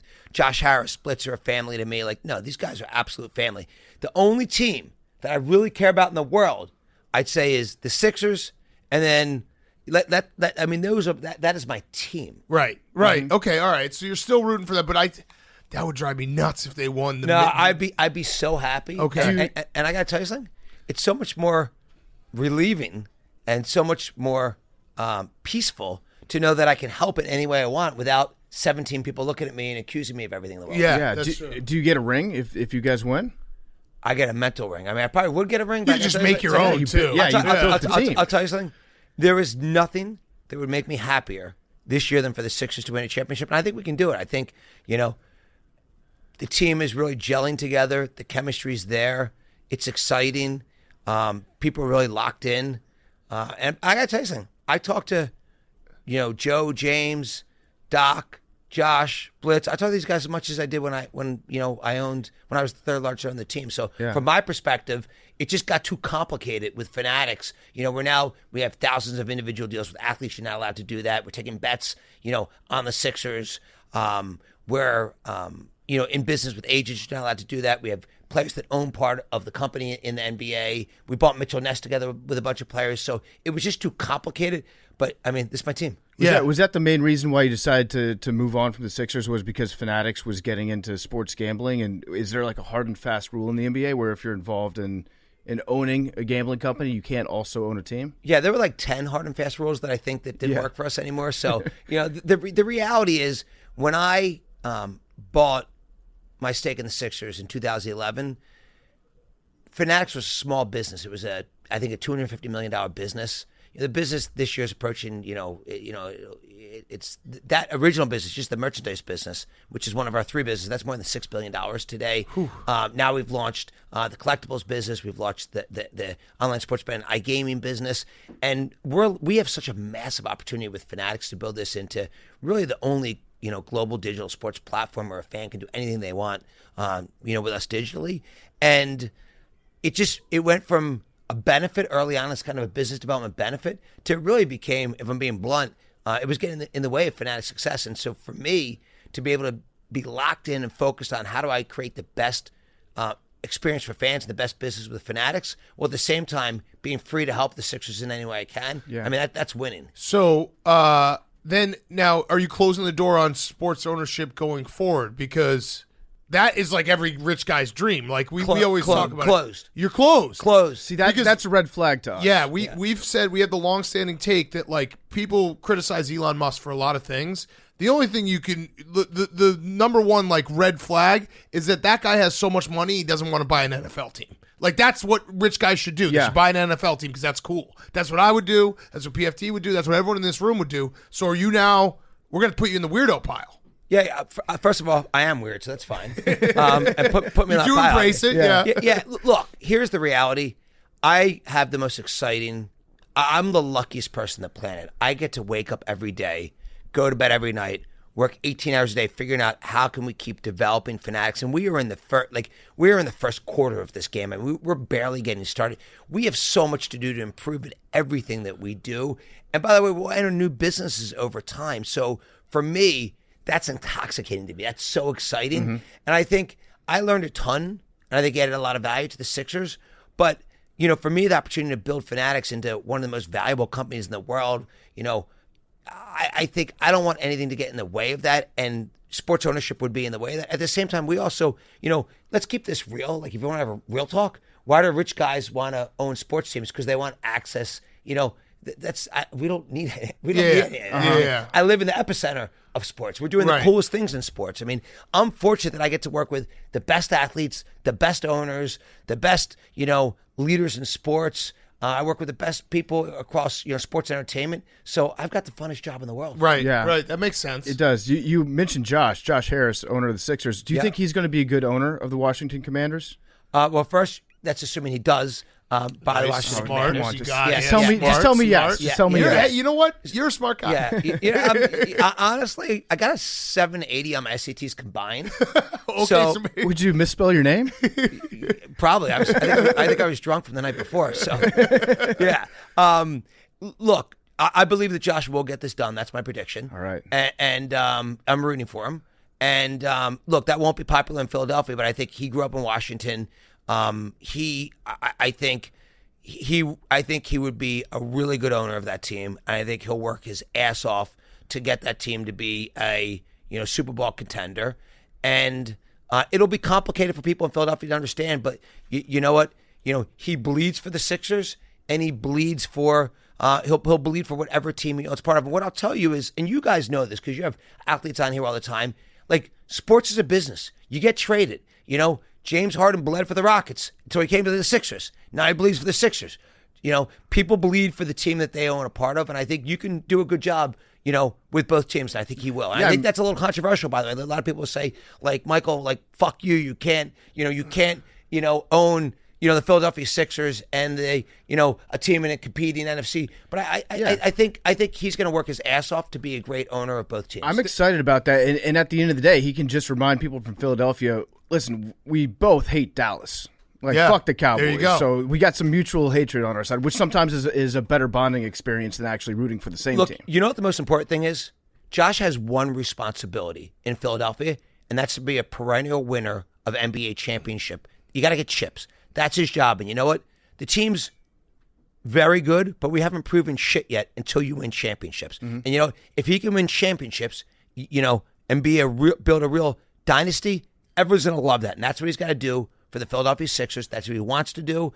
And I can tell you, I still want to help do that. I'm still committed to him. People see that. You know, you see I'm still spending time with my guys, with again, Joe and James, who are brothers to me, helping the organization any way I can, because I care about the winning championships. Yeah, I can tell you're friends with James Harden because you did a very sneaky thing there where you just erased James Harden on the Nets. That was smart.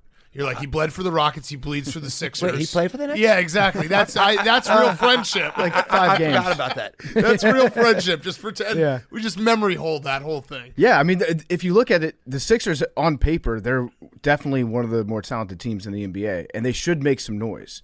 And we've got Max over here who's a diehard Sixers fan. Yeah, Max. And My guy. Yeah.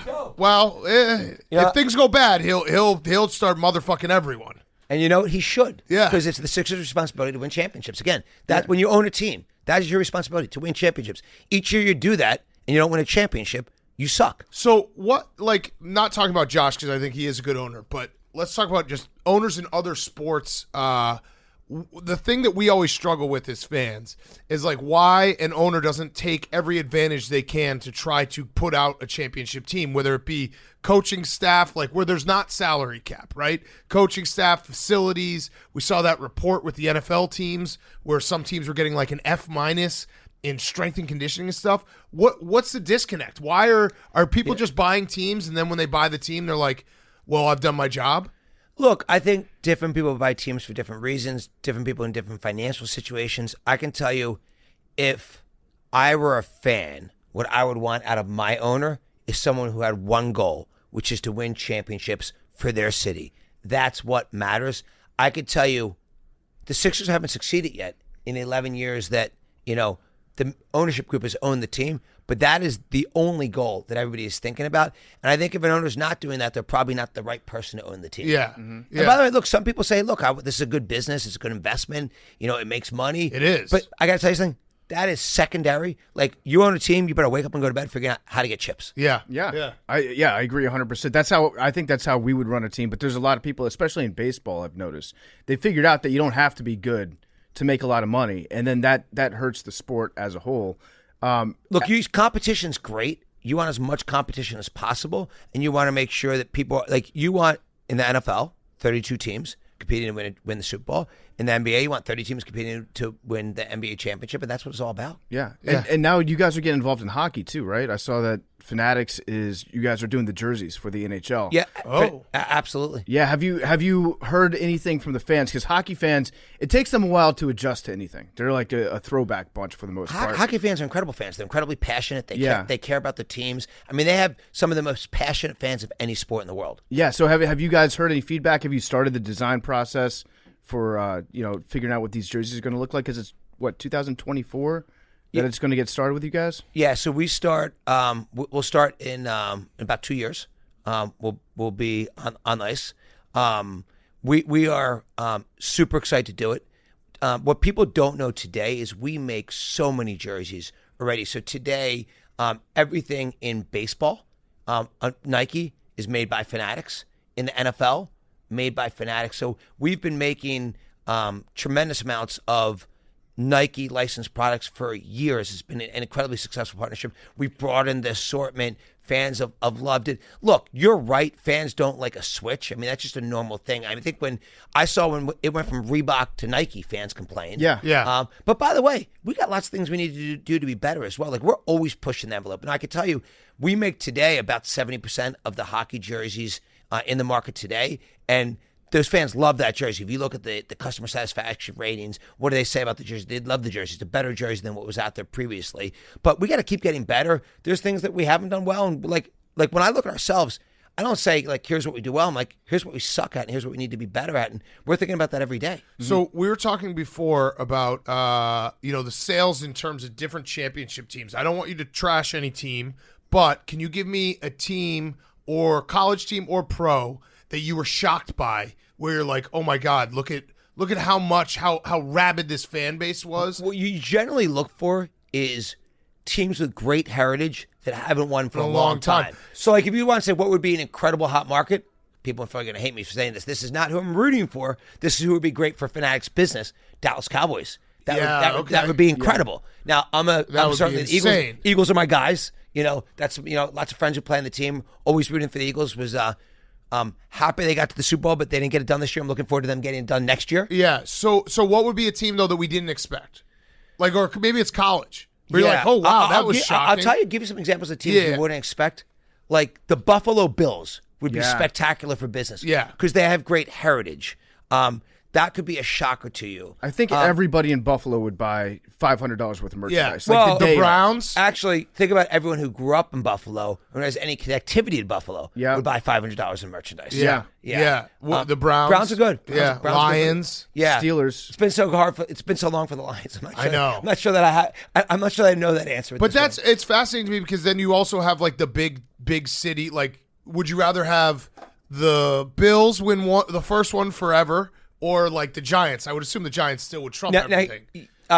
Bills would be bigger. Really? Yeah. Now here's the interesting thing: if a team perpetually, like the Patriots did, eventually there's only like I would joke with Robert and Jonathan Kraft. Like there's only so many times someone can buy an AFC Championship T-shirt. Closets get full. Right. Yeah. I mean, they won 10 AFC championships. Right. I mean, you can only have so many AFC championship T-shirts. So now, I think you should have unlimited, but that's the reality. If you were to design like your perfect year for maximum sales, would it be like the classic Lakers, Cowboys, Yankees fan? Well, it would be like for basketball, it has to be the Sixers. Period. End of story. Yeah. And by the way, we haven't won for a long time. So and by the way, I'm going to take all the business down. Whatever the best outcome would be in basketball, I don't give a shit. It's got to be the Sixers. Okay. That's the only way I can think. But baseball, probably the Yankees? Baseball, Yankees would be as incredible. Yankees and Cubs, you'd like either one of those teams to win every year.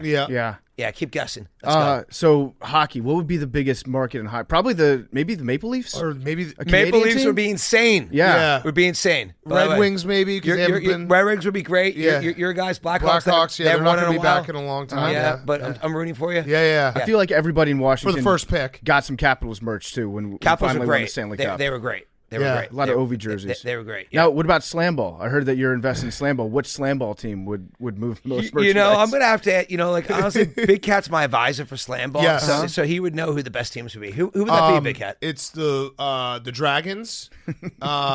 Jake, quick, hurry up. Find me something. The Slammers. The Bruisers. The Bruisers. Bruisers are great. Jake. Bouncers, Diablos, Mob, Rumble, Slashers, and Steel. I misspoke. When I said Dragons, I said Diablos. The guy tries to bury me, then he can't say shit, and he can't even name a team. Hey, speaking of burying you. But I actually like to be buried. So all right. So I'll bury you. So your parties are legendary. Yeah. The one July 4th in the Hamptons, legendary. What's the policy on like extra plus twos? Yeah, so I'm not speaking on anyone's behalf. We need to address this. Okay, yeah. Yeah, ask me the question. All right, so Dave was trying to go to your party. You got invited to your party.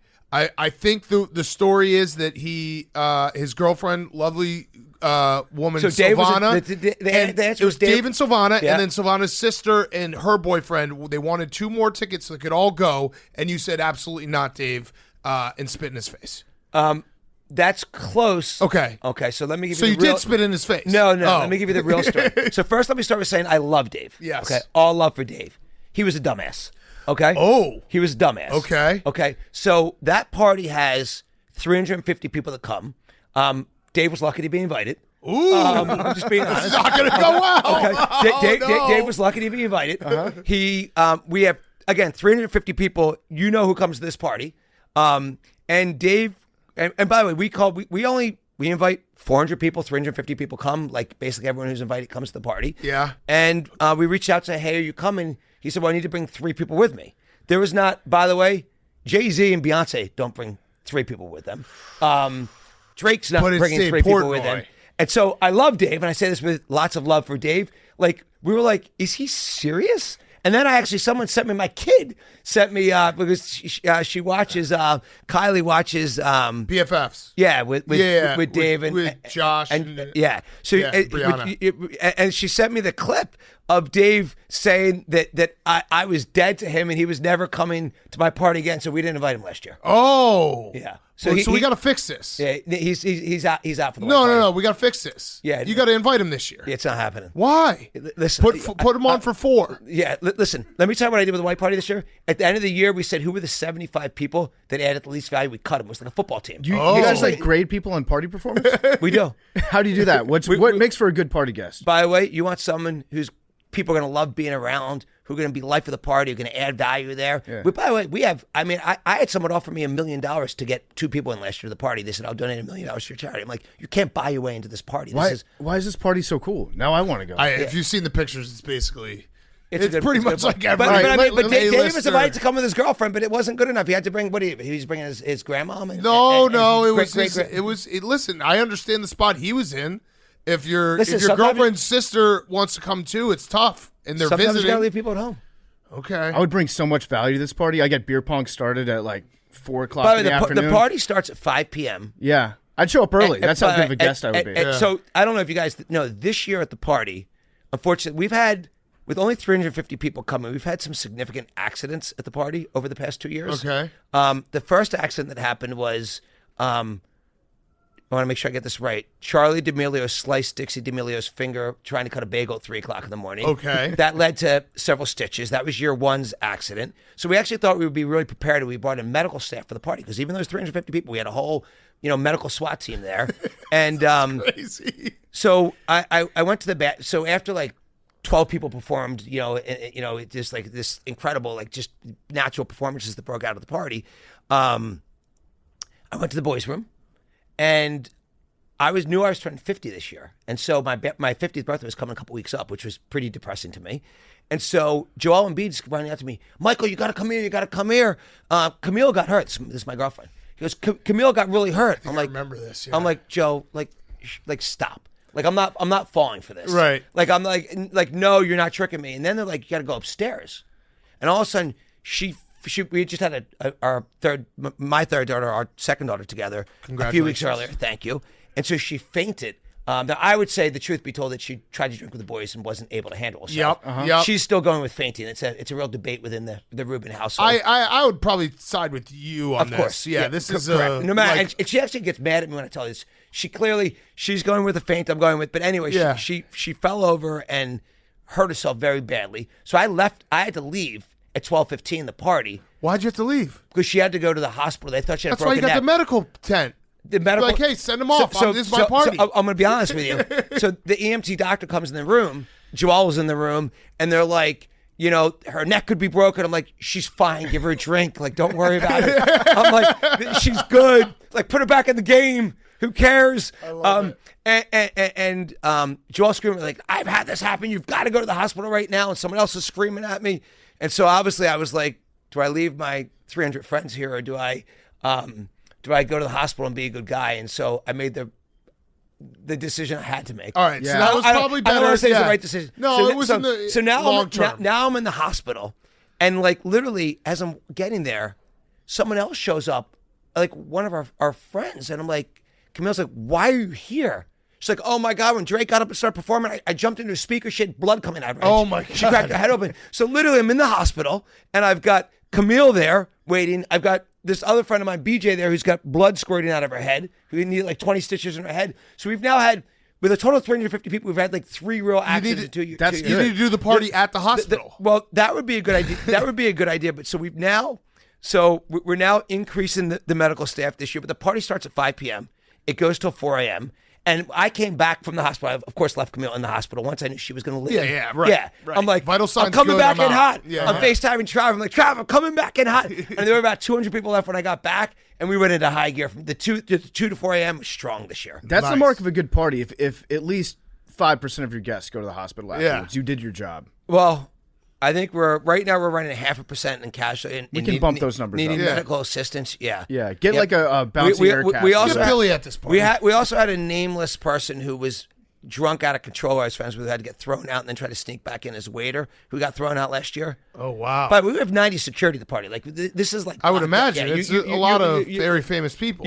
Like, people try to sneak in through the bushes. People try to come in. Like, it's crazy the way people try Can to we get in. do, maybe one year we do... Dave like, should try to sneak in this year. Well, no, we should do a deal where it's like, we'll try to sneak in. We're going to test your security for you. Do it. So you can tell your security guards, like, look, these guys are trying to sneak in, so don't, like, hurt them. But let's see how our security You're too operations sweet are. to hurt. Yeah, come on. Yeah, I'll but just... You should try. I'll just be rolling on the ground. Yeah. You should invite Billy to this party. That would be funny. He would ruin your whole party. My technique, I would break in early. I would break in like a week early, like inside man. So we had that this year. People were hiding in the bushes, like off the beach, trying to like crawl in. We saw that. Or that was like a 1 o'clock catch. They tunnel in like they're El Chapo trying to get into your party. It's literally, you haven't seen a thing like this. I've never seen anything like this. like you would... By the way, at our Super Bowl party this year, which we'd love to have you guys at and Dave at, very Yes. welcome. Which Oh, was- wow, and Dave gets invited to the beach he's invited- party. He's, Oh, no. He's invited to the Super Bowl party. Oh, no. We like that. We had Does Drake get that one too, or Drake was there. Yeah, he was there, and at that party I kept saying to our guys, people are going to try sneaking like crazy. And it was an outside party. We had like, again, 50, 60 security. And they kept saying, Michael, you're being ridiculous. Like this is not the white party. Like, it's going to be fine. They had 150 people that they caught trying to sneak into the Super Bowl party this year. Oh, man. we're very well, sneaky. We could definitely get. I would Yeah. like you to try. Yeah, we're going to try. Both parties? You don't know when. Both parties. Yeah, You don't know when. But Super Bowl party, I want you guys at. Okay, yeah, I'll go to that one with The other one he with does ticket. not want us The at. other one, No. he wants. I think he wants us to try to sneak in so he can arrest us. Yeah. One party is at my house where there's a space constraint. You can only have 350 people. Right, That's right. all that fit. Right. One party is in Vegas That's and fair. was in Arizona outside. We That's fit fair. our 1,100 people. So how do you grade a party guest? You said like on value added to the party. Well, It sounds like you're literally, giving like people. I say this now seriously. Like, it's actually super awkward because you have so many people that you're boys with, that you're friends with, who want to come. And the issue is we have space for 350 people. So, like, at the end of the day, we're trying to curate the best That 350 sounds like people. a lot of stress. You're basically throwing a wedding every year. We do. Yeah. Yeah. That's it's way- very it's- stressful. It's way more stressful than wedding. Yeah. Because the wedding, you only have like twice the amount of people trying to come. And also, someone like not getting invited to a wedding, like when someone doesn't invite me to a wedding, I'm like, good, I don't have to like spend money and go to this. I'm just thinking, good, I don't need pressure. Yeah, right. Exactly. What's the seating situation like? Are there enough couches, or are people just standing the whole time? It's mostly standing until you get I'm to the out. club. I'm out too. Yeah, Yeah. that party sounds shitty. By the way, it's got four. We start with everyone's outside on the decks and on the beach, and then we go downstairs for dinner. There is seating for dinner, actually. Then we go upstairs to the okay, roof. back in. Performances start. Then we go into a nightclub that we have built. Oh, Oh, man. that sounds pretty fun. That does have a pretty lot of seating. sick. That does have a lot of seating. This probably explains the difference between us and you, but if I were in your position, I would probably be retired by now. Are you ever going to retire from anything, or is your life just like this is what you want to do for the rest of your life? You want to be building businesses, you want to be in the action, or do you see a time where you're just like, you know what? I've done pretty well for myself. I think I'll just go live on a beach. 0.00000 chance of ever retiring. Okay. 0 chance of ever slowing down. I fucking love this. I have a blast. Like, I'm so lucky to do what I do. And by the way, I'm going to be doing one thing, which is building Fanatics for the rest of my life. I mean, this is, I'm the luckiest person on the planet to get to work with so many, incredible athletes, entertainers, owners, league executives. Like I've got the greatest job in the world. Like, if I slowed down, I would die. And so I love Like it. a shark, yeah. Yeah, like I got to keep doing this. There's nothing like Nothing. Maybe By the way, I I delude myself because I tell myself that someday I would like to retire. But What would you do? I don't know. Just hang out. Like, what would you do? Bet on sports. I would probably do the exact same thing that I do all day, every day if I was retired. Yeah, I'd wake up. I'd probably try to start getting in shape. I would maybe try to By the live way, near a you got a little work to do on that. Yeah, I got a little work to do. I know. Listen, I would live near a horse track so I could gamble on horses during the day, and then at night I would watch the games and gamble on those games. So I really believe this, and I've seen it happen time after time. I think retirement is basically you're saying you want to die. And I think, for someone like me, I retire, I might as well just say I'm going to be dead because my brain works with activity, Yesterday morning, I don't even know where I was yesterday. I mean, I work 18 hours a day, 7 days a week. Grind mindset. And I love it. And I grind like crazy. And I wake up every day excited, and then I go to bed and I'm exhausted. And I wake up 3 hours later every day. I wake up 3 hours after I go to bed. I'm like, okay, got to get 1 or 2 more hours sleep just so I don't kill myself. But because I need 4 or 5 hours, not 3 per day. But you also do enjoy your life a lot because, like, I don't know, every other week I'll like pop on your Instagram stories. You'll be on a yacht. No. How many yachts this year? I was. It's a great question. How many yacht vacations great this year, question. Michael? Two. Listen, everything's public. Wait, is that 2023? That's 2022, baby. Not one yet in 2023. all right. But wait, And by the way, I hosted a great party on my boat the day before New Year's where lots of people that are important to me were there. Yeah. but probably some of those yacht trips you don't count as a vacation. They look they're awesome. They're work yacht trips. The holiday yacht trip, I'd say, is vacation. I've got lots of people I work with there, lots of people in sports and entertainment. And by the way, we're always talking about ideas. Like a lot of things, like you got to realize the way we build our business. Like I have so many people around me that I learn from, that I gain information from, that helps me to think about how to build our business better. So like if you think about how we bought Mitchell & Ness, that was like an organic conversation that I was having with Jay-Z about, how people, I was basically, because we own lids, and I was basically talking about how do we make headwear more and more relevant each year. And he was telling me, like, you're thinking about it the wrong way. You've got to make sure that, people, the way you get dressed is like people put on their jeans, they put on their hoodie, they put on their hat. That's part of your wardrobe. Like, don't think about, a hat as being, not part of your wardrobe. And then he's like, by the way, we should buy Mitchell & Ness. And sure enough, we It's bought a genius we move, bought we bought Mitchell & Ness with Jay-Z, with Little Baby, with Meek, with LeBron, with KD, with Joel and James, CP, Book, CJ, like, and we did it with K Hart, like, so all these guys are our partners. And by the way, they're helping to build the business. It's going to be a great investment for them. I think they got in the first year, they got 12% of their money back on the investment in the first year. It's like, damn, unheard of. Well, it is. Mitchell & Ness is a great brand, so that made perfect sense. Right. And by the way, they're helping to build the business. And so for me, like, that's the thing that people don't understand. I do some fun things. Like the white party is fun. The hangover's not fun, by the way. The white party is fun. You probably have a staff of like Yeah, IVs. you got IVs. You got the and IV everything. nurses We know. coming. You don't get hungover. Yeah, you've got all the good drugs that we don't know about. I will tell you. There's some chamber you sleep So in. I'm gonna admit, like, I'm not, like this year at the Super Bowl party was maybe the most I'd ever drank in my life. Okay. And our party started, I think, 2:00, and then I went straight to something else. Then I went late. And I remember I looked at someone at 3:00 in the morning. I'm like, why am I here? Yeah. There's something the matter with me. I went home. I woke up, and Camille said to me, "How do you feel?" I said, "I feel great." She goes, "I don't understand." Yeah. Like there's something not right with you. Yeah. Did you drink champagne the day before the Super Bowl? No. Yeah. Okay. Why Max would you did. do that He's as a Philly guy? Fellow Philly guy. Max did that. Before Max the was Super also Bowl. the No, drunkest he's ever been in his life. I at didn't the have Super Bowl one party. sip of alcohol until our Super Bowl party. Not once. I didn't have it. Like I actually don't like alcohol. I actually think it's disgusting. I mean that. So Same. I'm a guy's guy, but so I could not drink for 8 weeks, and then I could like shot a clock, and I'm in for 20 shots. Yeah. Yeah. How much of buying lids was the fact that when you walk into a lids in the mall, it just smells awesome? That was not. First of all, I didn't know that. I like to learn every day. Oh, things. it's a great smell. great It's smell. like a very unique smell. It's that and Auntie Anne's are the two best smells yeah, in a first of mall. all, you can put me in a And- hot and- topic and- and then in a lids, and I'll be able to tell you in a half second which is which if I was blind. So maybe we should do that and do like a little competition of like tell me smell when you're in lids. You might have just created a new marketing campaign. You see, I always say I like to have people around me. I like to learn from them today. I've learned two things. One, the lid smells great, and two, that we should actually start to do the lid smell test. Well, yeah, it's it's one of those things that I think most people don't even realize, and maybe you don't, you own the business and you didn't realize it, but lids it's got a unique smell that sticks with the consumer, and like you just know that you're in a lids. It's great. So I know what I'll tell you about lids is it's an incredible brand. They have an incredible consumer base. It's a much younger customer than that overall Fanatics customer. It's someone who buys a lot of hats, and hats are part of the wardrobe. And look, we have we own a lot of cool brands. Obviously Lids is an incredible brand. Mitchell & Ness is an incredible brand. Tops is an incredible brand.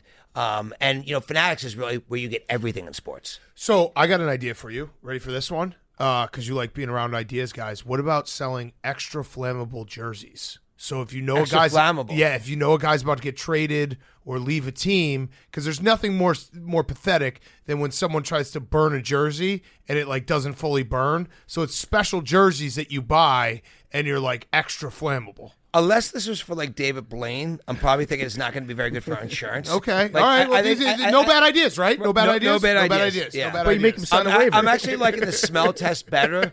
I'm thinking we're like 1 for 2 in big ideas. Okay. today. All right. Well, we can workshop it. Maybe what about if it was well, I guess that would like a non-flammable where you can burn it. It looks burned, but then you can like put it out and it's totally fresh and fine. But you want people to buy more jerseys, so Yeah, look, if your player gets traded, we want you coming back to Fanatics. We want you to burn it and come back. No, we don't really want you to burn it. extra flammable. We should celebrate the player and what they did for the team before. That's not how fans work. A check mark. By the way, it sounded nice. That's a perfect world. That's a perfect world that you just described where Dave gets all we don't- 4 invites.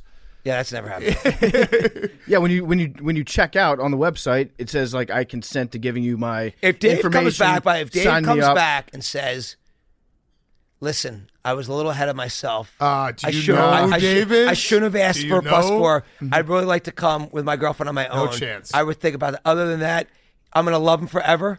He'll always be my boy, but he'll never be at the white party. Yeah, yeah. If I love somebody, I would invite them to my massive party. Yeah, Yeah, it's with a not lot of massive. invites. That's just me. That's the Super Bowl Make party. it the Dave Portnoy Super Bowl party. Yeah. We'll do that for Super Bowl. We can celebrate him at the Super Bowl. But yeah, I think PFT is right. The checkout, there's a waiver.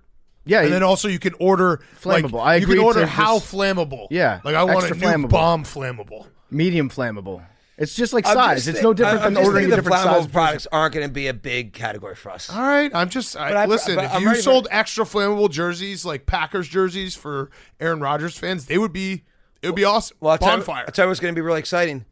If Aaron Rodgers comes to the Jets, Yeah, I'm sure you've been looking at the news, being like, "Let's go." He's going to sell a lot of jerseys. I can tell you that. Have you ever thought about entering with a partnership with a player and then being like, hey, you should demand another trade so we can sell more jerseys? I would never do anything like that. No, never. But if that player wanted to come to the Sixers and they were going to make the team better, yeah. that might, could see something like that potentially happening. Do you still trust the process? Are you a big process guy? We're process guys on the show. Huge Yeah, process, guys. I'm about I'm a championship guy. I'm a chip guy. So you're a results guy. I'm all about the chip. But you need the process to get the results. Yeah. You know what? I'm all about. There's one thing I care about with the Sixers. It's winning championships. And honestly, like I don't need to look back. I don't need to look at what we got right and wrong, because we got a lot right. We got a lot wrong too. By the way, we made a lot of mistakes. And you know what? What we got to do is win championships. That's the only thing that matters. Right, but I guess we've talked about the process that the Sixers use on the show a lot, and it worked. You did everything that you wanted to do, and you're going to obviously like hit or miss on certain draft picks or whatever. But if you're like from the ownership standpoint, how much patience do you have to have while that's all taking place? Because you can't, So I would say first, it hasn't worked yet because we haven't won a championship. I'd argue it has. the process Yeah, worked. Yeah. So we can disagree. I would say to me the measurement of success is winning championships. So I would tell you that, look, I think what's great about Philly now is it's a great free agency destination. Like, people want to be in Philly. They see the strength and leadership that we have in the ownership group, which I'm not part of anymore, in the leadership team, in the locker room. It's a great locker room. I mean, we have so many great guys that work together as an organization. So I think it's a great free agency destination. I think Philly's super exciting. By the way, it's a cheap state to live in, 3% taxes versus New York, that's 15% taxes. So for someone who's making a lot of money, that could be, $5 million in extra cash a year they save if you're a max player. So, for me, I'm measuring one thing.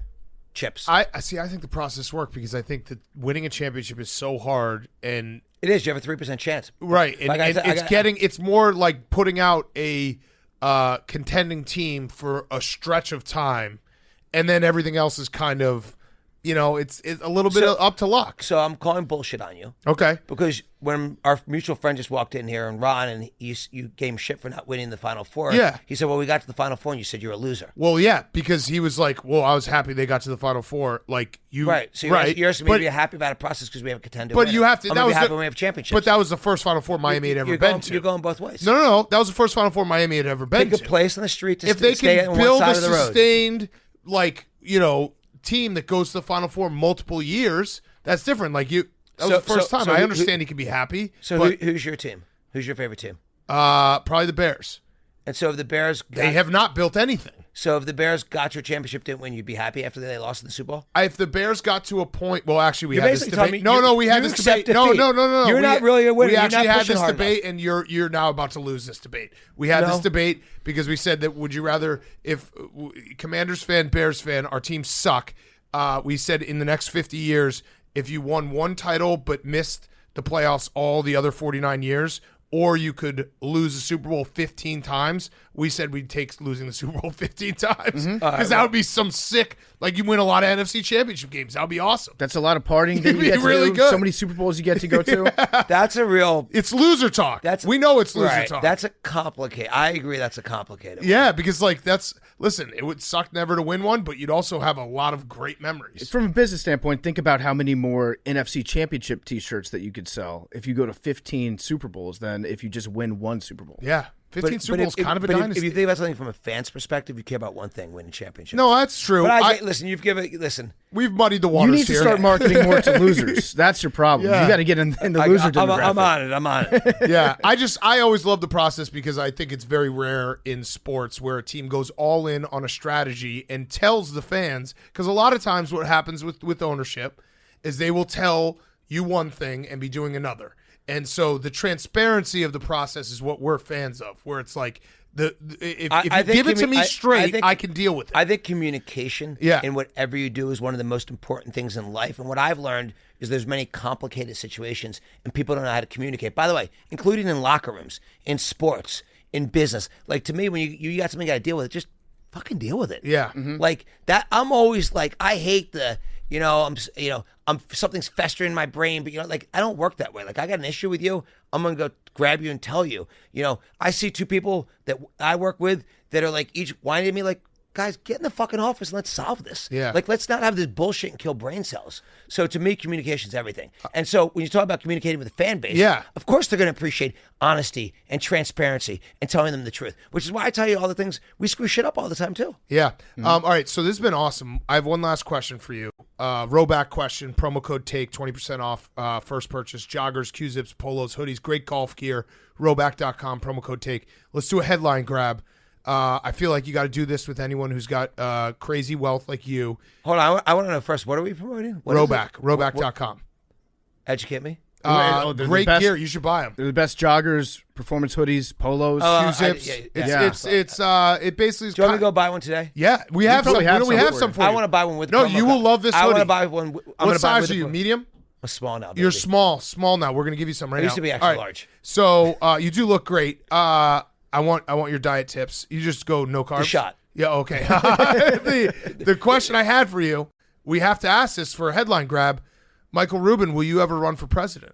Zero chance. Zero is. I've learned the 10x mentality. Grant Cardone, he taught me that zero is still a chance. I don't know. So I'm going to be honest with you. I think it's a brutal job. I would never want it. It's like you can't get shit done as the president. Like the thing I love about what I do is I can, as a CEO in an entrepreneurial company, I can make things happen. I can see something today and come up with an idea, and I can effectuate that idea. I can see something we've done wrong and fix it. Okay. As the president, it's a purely political job. And so I don't like that. So no, if you told me today I could be president today, I would have 0.0 interest in that job. Sounds like you want to be king. Ooh. Would you be king of the United States? King sounds a lot more interesting. It does. It's a lot more There's fun. our headline grab. Okay. Michael King's a lot Rubin more wants down to become king. If you could have kings, of course. Yeah. But by the way, as a king, you know what I want to be? A great leader that brought everyone together. But ultimately, I think to have the influence to bring people together is really important. So the problem with the president is you start with like a country where everyone's divided. And I don't like that. And I don't like and I stay away from politics because I don't want to be in the middle of politics. What I want to do is bring people together. By the way, our white party brings people together. My Super Bowl party brings people together. Fanatics brings people together. I like to bring people together. And what I don't want to do is spend time like working hard to not get things done. I want to get results and push hard. Yeah. So what I like about that, though, is I think that if you want to be president, that should automatically disqualify you from ever being president. Well, I'm going to tell you one other thing about being president. I firmly believe this. If there's one rule that should be put in place right now, you guys tell me what you think. There needs to be an age max. You cannot be president past 65. Yeah. That makes sense. For the first term. It does. It makes me laugh. Like you can't have... Yeah, because you're making changes that will have effects on when you're not around. I want people that are in the sharpest period of their life. And by the way, I'm not trying to criticize anyone, but in general, like I think sounds like a shot at Sleepy Joe. If there's a hypothetical old president out there, we've had the last two presidents. You're right. The last two have been old. I agree with think this. First term you have to be under 65 when you take it when you become president. I think that would be amazing. I think you'd have sharper people that could be more aggressive. Like I want the leader of our country to be, a great leader and bring people together, but be able to really affect change. And I work 18 hours a day, and I know my energy doesn't stop, and I want someone who can work the same way. I think crazy. a president should be 18 years old. It's crazy. Doing wild shit. I work 19 hours a day, but I guess I'm just built different from you. You must be. That's okay. Are you? Yeah. So Come to Fanatics. We need you. I got one last question. This is another headline grab. Last. This is what we do. We say this is the last question, and then if you ask a last question after that, nobody ever gets up for it. So you can just keep the interview going. This is another headline grab. You found yourself, I guess you were kind of like at the middle. When I think about Meek Mill and Robert Kraft, and those two guys, very similar. Those two guys are in the same sentence. I'm like, well, Michael Rubin was definitely involved in this conversation. Meek Mill texted Lamar Jackson and said, or he texted Robert Kraft about Lamar Jackson and said, Patriots need to sign this guy. Let's get it done. I have to assume that you were involved in some of those conversations. As a Philly guy, were you upset at Meek Mill for being like, hey, why are you telling the Patriots to sign Lamar? So 2 things. One, I give you my absolute word. I was not in the middle of that conversation in any way, shape, or form. I saw it on Twitter when you saw it on Twitter. That's number one. Number 2, no, I was not upset because you know what? If you're in the sports business and you have authentic relationships with players, you want what's best for the player. And so I know that a fan base may not understand that, but if Lamar Jackson at that point decided that he may be interested in something else, I think, I want him to be happy. And so now my boy O just went there, and O's a brother to me. Yeah. So I'm happy for those guys, and hopefully they just do amazing things together. But, look, my business, if I'm just keeping it real and people won't like hearing this, it makes you're really a supporter of your friends. If they own a team, you're a supporter of the friend, you're a supporter of the player. So you want your guys to do well. So, I was excited for Odell when he went to Baltimore, not because I'm a Ravens fan, because I'm not, but because I wanted a great opportunity for him to go out and do everything he can do, and I was pumped for him. Yeah. Would I prefer him to be an Eagle? Would I prefer him to be a Patriot? Definitely. But I was happy for him because I thought it was a great opportunity. So this has been awesome. Get ready for us to sneak into your party. I can't wait. It's going to be great. I'm going to be in there so hard. Yeah, we're going to I want to get like the whole moss suit where you like look like in trees. I'll make you guys a deal. If you guys get in, you can stay. Okay. I love it. How's that? You get in, you can stay. I've snuck into harder places before. I've got into Guy Fieri's Super Bowl. Yeah, no. We might have to make a video of this. Yeah. Okay. Deal. You've created a very powerful monster. You get in, you guys can stay. The only problem is over July 4th, our one vacation a year because we work 19 hours a day. 19 hours a day. Take really no vacations. Let me tell you one thing. You'd have a blast if you got it there. We'll be there. Okay. At some point, we will be there. I'm going to get in. Yeah. I'm going to get in. All right. You can FaceTime Dave. Yeah. Oh, well, no. That would be a bad idea. All right. Well, Michael Rubin, thank you so much. Appreciate you coming by, man. Always welcome on, and you're the best. Fun hanging with you guys. Before we get to FAQs, quick word from our friends at Farmer's Dog. Eating processed food for every meal isn't healthy. We all know that. And the kibble that you give your dog is subject to multiple rounds of high heat processing, making it an ultra processed food. Try something fresh for your dog. Dogs will eat anything: shoes, toilet paper, garbage, and even kibble. But just because they'll eat it doesn't mean it's healthy food. Here's an idea. What if dogs ate real food? Why does dog food have to be dry food or wet food? Why can't it just be food? So that's what Farmer's Dog does. I've been using it with Stella for 4 or 5 years now. Love it. She loves it. It is real food. It's delivered straight to your house in a freezer box, so you can pop them in the freezer, take them out. She eats, we eat. It's the best. So it's real food. Feed your dog the Farmer's Dog. It's real, fresh, healthy food with whole meat and veggies, gently cooked in human-grade kitchens to preserve their nutritional value. It's personalized as well, so just tell them about your dog. They will deliver a personalized vet-developed recipe for as little as $2 a day, so that makes sure that your dog is eating all the different vitamins, nutrients that it needs. It's pre-portioned. Meals arrive in pre-portioned, ready-to-serve packs, conveniently delivered on your schedule, so you can do every 2 weeks, every month, whatever you want to do. It's convenient and fresh. Dog people all across the country, myself included, have ordered millions of meals from Farmer's Dogs, so it's never been easier to invest in your dog's health with fresh food. Get 50% off your first box of fresh, healthy food at farmersdog.com/PMT. Plus, you get free shipping. Just go to farmersdog.com/PMT to get 50% off. That's the farmersdog.com/PMT. Okay, FAQs. We got Hank here. Memes is going to read them. Ooh. Memes. Do you know how to read? Slightly. Memes quick. Islanders minute. We're going to do that now? Yeah, do it now. All right. Power play is terrible. Okay. Bad, we knew that bad. going in. We How did. about the PK? PK wasn't great, Okay. especially because the Hurricanes have one of the worst power plays in the league also. Oh. That's bad. And you Yeah. let up a power play goal. So it's like the verbal meme, Nick Cage looking at the guy from The Last of Us driving. Okay. Got it. Don't know that I guy's don't name. understand that meme, but Pedro that's Pascal. Good. Yeah, Pedro Pascal. I did TikTok with him. Yeah. Go follow me on TikTok. Nick Cage stares at him and he's just smiling. Okay. So, and how we feeling? Lost game 1. That's okay. Lost game 1. Probably should have won. I felt like they could have won that game. What was the final score? 2-1. 2-1. Okay. Yeah, probably could have won. They set the record. Wait, wasn't it 3-1? Did they not score an empty netter? No. Oh, okay. 2-1. 2-1. That's pretty much going to be every game. Yep. So you just need the puck to bounce your way. Yep. But It's just pucks bouncing our way. puck's bouncing our way. And they just got to score goals. That was just me and my dad afterwards. It is important to score goals. You have to score to win. That's true. Yeah, at least one. But most of the time, more than one. Yeah, more than one. Yeah. At least one. Okay, so you haven't lost confidence. No. I think we're fine. Okay. Almost a statement loss. No. Okay, all right. Well, I was trying to help you there. Statement loss would have been great. Oh, yeah. Yeah. But Frankie Borelli was tweeting like, we will win games like this. Oh, yeah, and NHL rigged. Eventually. Oh, NHL rigged? NHL there rigged. was a bad there call. There was a phantom call. Okay.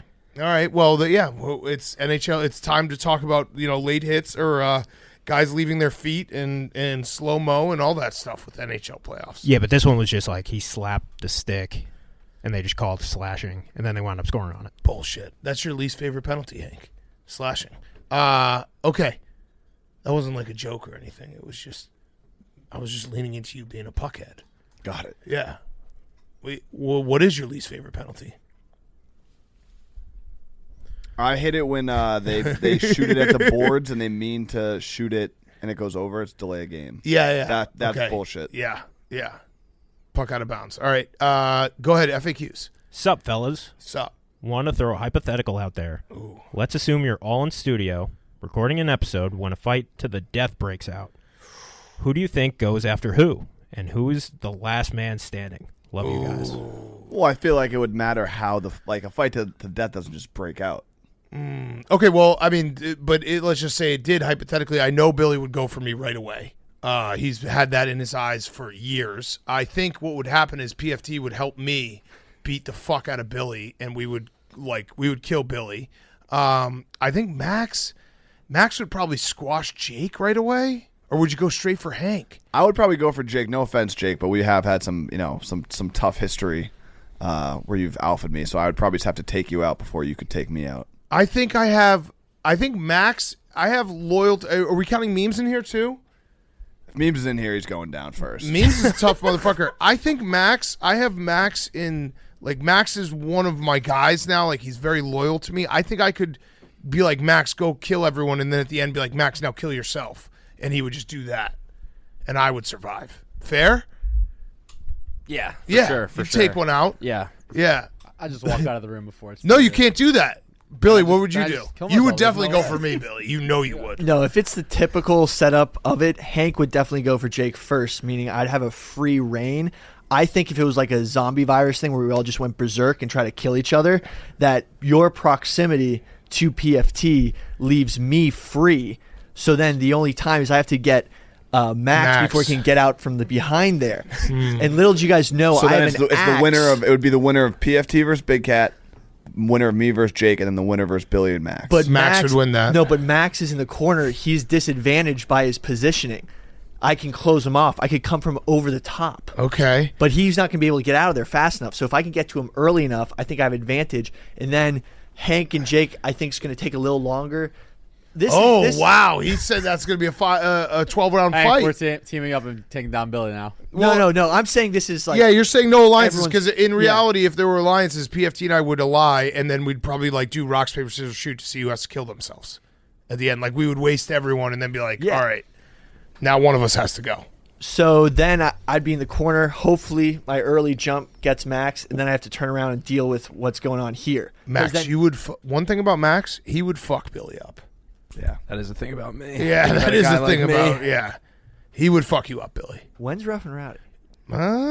If it's like less than 2 weeks, that would be sick to do. Listen, my boy Max, he needs a little fight camp before he's ready for Rough and Rowdy. I need a lot of fight camp. He was strategic about it. We need to go to the mountains. Is it in 2 weeks? You could get your 1 weekend off. We could really get it going. I would take Max in this room though, just out of like Philly scumbag. You know, Yeah. He would grab people's dicks. He would bite dicks off. We also got to look at the best weapons in the room. The barbell, I think, if you could use it. This isn't a real. Fuck, that would second. suck. That would suck. I go to get someone. There's a Liver King axe underneath the sofa. I don't know where it is. Right. There's a golf club there. I really wish I had a gun I could just pull out and be like, what do you guys think about this? All right. That'd be cool. Good question. Throw some weights at people. All right, Sound off in the comments. Sound off in the comments. Who is the guest you didn't think you would get along with before an interview, but ended up having a good relationship with? And vice versa, who is the one you thought you would vibe with really well, but didn't? Ooh. Well, the one I would say that changed my opinion on how we do, because there's a lot of guests we get offered. Some of them we don't do because we just won't be interested in whatever they're doing. The one I would say changed my opinion on, like, we need to be more open, and we have been, is Jerry O'Connell. Jerry O'Connell, I mean, we knew who he was, but we were like, all right, I guess we'll have him on, and then he became our best friend. So that was a definite, like, hey, give everyone a chance. Who's the one that we didn't vibe with that we thought we would? I thought me and Kareem would have something. Big Poppy. Kareem was not. He was not happy to do our podcast. He was very upset that he was with us in any capacity. I'm trying to think who else. Like, I never thought we would vibe with like Dan Marino. I'm trying to. Who else did we walk away and we're like, that one. Well, there's a comedian that shall go nameless because they threatened to sue us. Good news is that I just said comedian. We've had a number of comedians on, so you can't, unless the person hasn't been on twice. If the person's been on twice, it's not them. But if it's person's been on once, they threaten to sue us. Yep. Yeah. Sound off in the comments who you think it was. They'll like legit threaten to sue us if we didn't like take down the whole episode. And we're like, that's not how it works. And we didn't do anything bad at all. In terms of our interviews, that like there'll be interviews that we do sometimes we're like, ooh, we didn't really click. That was our mistake. This one was not our mistake. The guy just sucked. Or girl. We don't have girls on the show. We're trying to get more.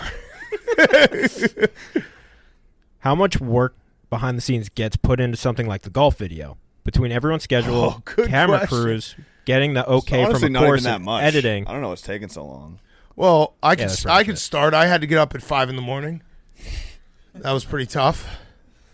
On like one of my only days off. Max, Memes, why don't you guys chime in? How long? No, there's a lot.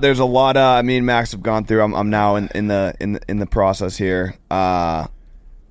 Golf is a lot of graphics and a lot of shot tracers. If you watch a golf video and you're not able to see where the ball is going, it's kind of pointless. So it's not as simple as just like a PMT vlog where it's like you're basically just shooting stuff and then editing it and kind of just punching it together. There's a lot of, you shoot it, you put it in, and then you have to add, probably 3 or 4 graphics per like shot really.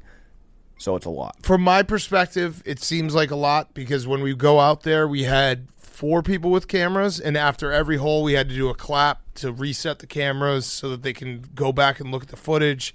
A lot of moving parts. A lot of like, because it's weird when you're on a golf course, it's different than being in front of a microphone in a studio. You're just saying shit constantly, so there could be a funny line that they got to find or some weird moment. I think there will be a little teaser for the golf video. I was a tremendous teammate to Hank. I didn't bash him whatsoever when he was not close to me. I watched it last night. What did I say? A lot of mean things. a lot of basically. Hank watched a rough cut. He watched a rough cut. So I watched the long. Yeah, I wouldn't want to be teammates with anyone else in the world. So it's But yeah, there might have been some times where when you were like 20 feet away out of earshot, I would mutter something under my breath, and then when you came back, I was like, "Way to go, Hank! Let's keep going." But No spoilers. It's funny. It's not nice, but it's funny. And when it comes out, people will enjoy it. Okay. What will you miss most about New York when you move? Do you have any new ideas / segments for when you move to Chicago?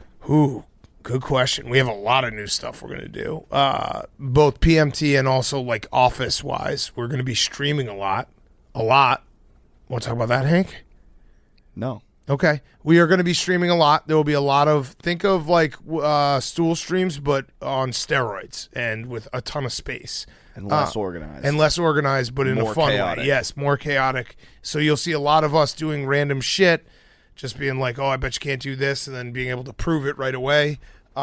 We basically have, it's imagine if we had a basketball court right outside our studio now. Like we have, it's for creative people, it's like a giant, just here you go, do whatever you want, and we're going to be able to utilize that in a way we haven't had that Right. for 7 years. Since I watched the first episode of Robin Big, I wanted a fun factory. That shit ruled. What are you going to miss most about New York? I am going to miss absolutely nothing about this place. Okay. I hate getting on the subway. I hate getting off. I hate where our office is. It's just about homeless people and drug overdoses. You're just walking over, I think, dead people to get into the office every day. I did see a woman just like give me just straight up eye contact while she was pissing right in front of our office the other day. That was kind of cool, though. It was borderline hot. If you want to put it on the bonk list, that's fine, but it was kind of like, what's going on here? I will miss the maybe 1 or 2 times a year that I'm either going to a game at MSG or going home on the Amtrak where I can just walk and be 5 minutes away. Yeah. What are you going to miss, Max? I'm gonna miss a lot. I love New York City, honestly. Oh. But no, I gasped because yesterday I was walking down the street and there was a guy literally butt-ass naked just shitting right in front of my face. And I was walking with my girlfriend, and it was one of those things where I was like, holy fuck, and I like actually moved her out of the way. It was a big fight or flight moment. I was like, that man is shitting right in my face. Yeah, like I think there's good parts of New York. There's where good it's like, parts of every big city. Yeah, if our office was in a cool area where it's like you walk outside, there's like a park, or you can, we just walk outside into just chaos. I actually will miss. I've grown to like New York a lot more than when we first moved here. You live in Brooklyn, yeah. That's some may say that's more New York than Manhattan. I guess. I mean, that's true New Yorkers. I would say I will miss. New York is very different than any other city in that it's like there's so many different walks of life, so many different people and characters, and just like weirdos, but like in a good way. I don't know. I will miss a little of that. Some of the edge, a little of the edge, tiny bit of the edge. No. No, I'm literally racking my brain to think of what I'm going to miss. But it's like, there's good food and good restaurants. There's good food and restaurants in Chicago. Yeah. There's water. There's water It in is. Chicago. I know there's been a hotly contested debate online recently. But yes, I am a big believer that every city has good parts, bad parts, good things, negatives, all that. But living in a city is fun. And you make it what you want to make it. So, yeah. I will miss a little of the edge, though. I also started liking New York once COVID hit because, then it was like half capacity. I don't want to sound like a New York hater. I just have living here sucks. I'll be excited. It's a grind. I will be excited to come back here and visit because you can come here for 48 hours and do everything. You can eat at a good place. You can go out, have a crazy night. There's all types of. But I'm not a huge nightlife guy anymore. I'm not even a huge foodie really. So living here and paying what you have to pay to live here is not worth it. But I think it'll be fun to visit. I love it here. Yeah, It's great. The only big downside, coming from Florida, it's really hard to play golf, tennis, pretty much any sport. That's something you have to make a big effort, and it eats up a lot of your day just to do something that anywhere else is pretty easy. I guess, the only thing I'll miss about New York is the people. For real. I do like the people are weird. They're interesting. They're cool. They're gritty. I don't know. I do like the Something about walking New York. aspect, too. You can walk everywhere and do anything except play golf. All right, last one.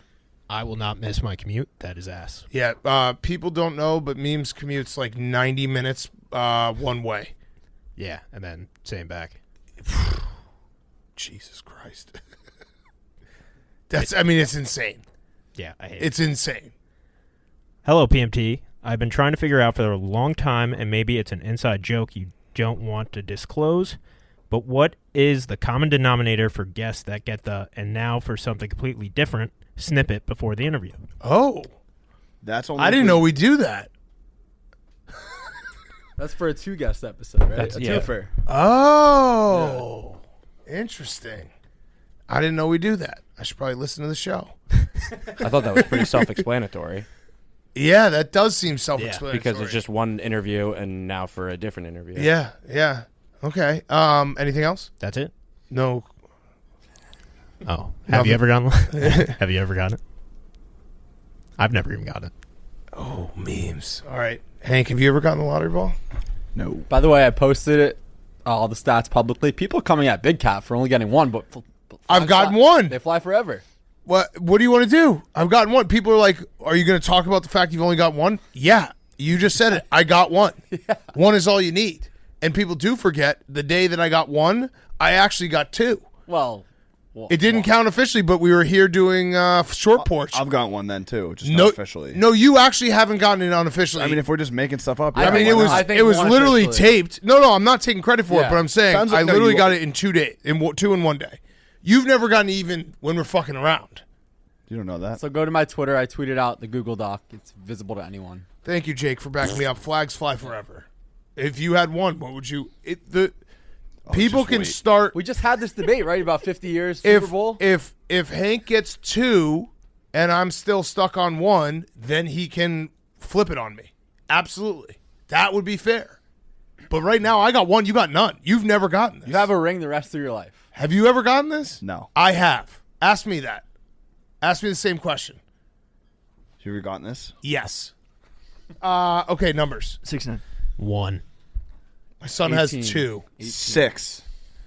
17. 20. What were you looking at before? It's a different angle, you know. What was your guess, memes? 1. 55. Was that one of the ones that Stathole told him to guess? Oh, no. Oh, no, I think it was. No, Stathole said 50-54. Ah, Dumb 48. fuck. 49. all right, love you guys. The Big Cat Public Safety Act requires current private owners of big cats to register them with the U.S. Federal Wildlife Service no later than June 18, 2023, in order to continue to legally possess their big cats. So, big cats are now regulated. Love it.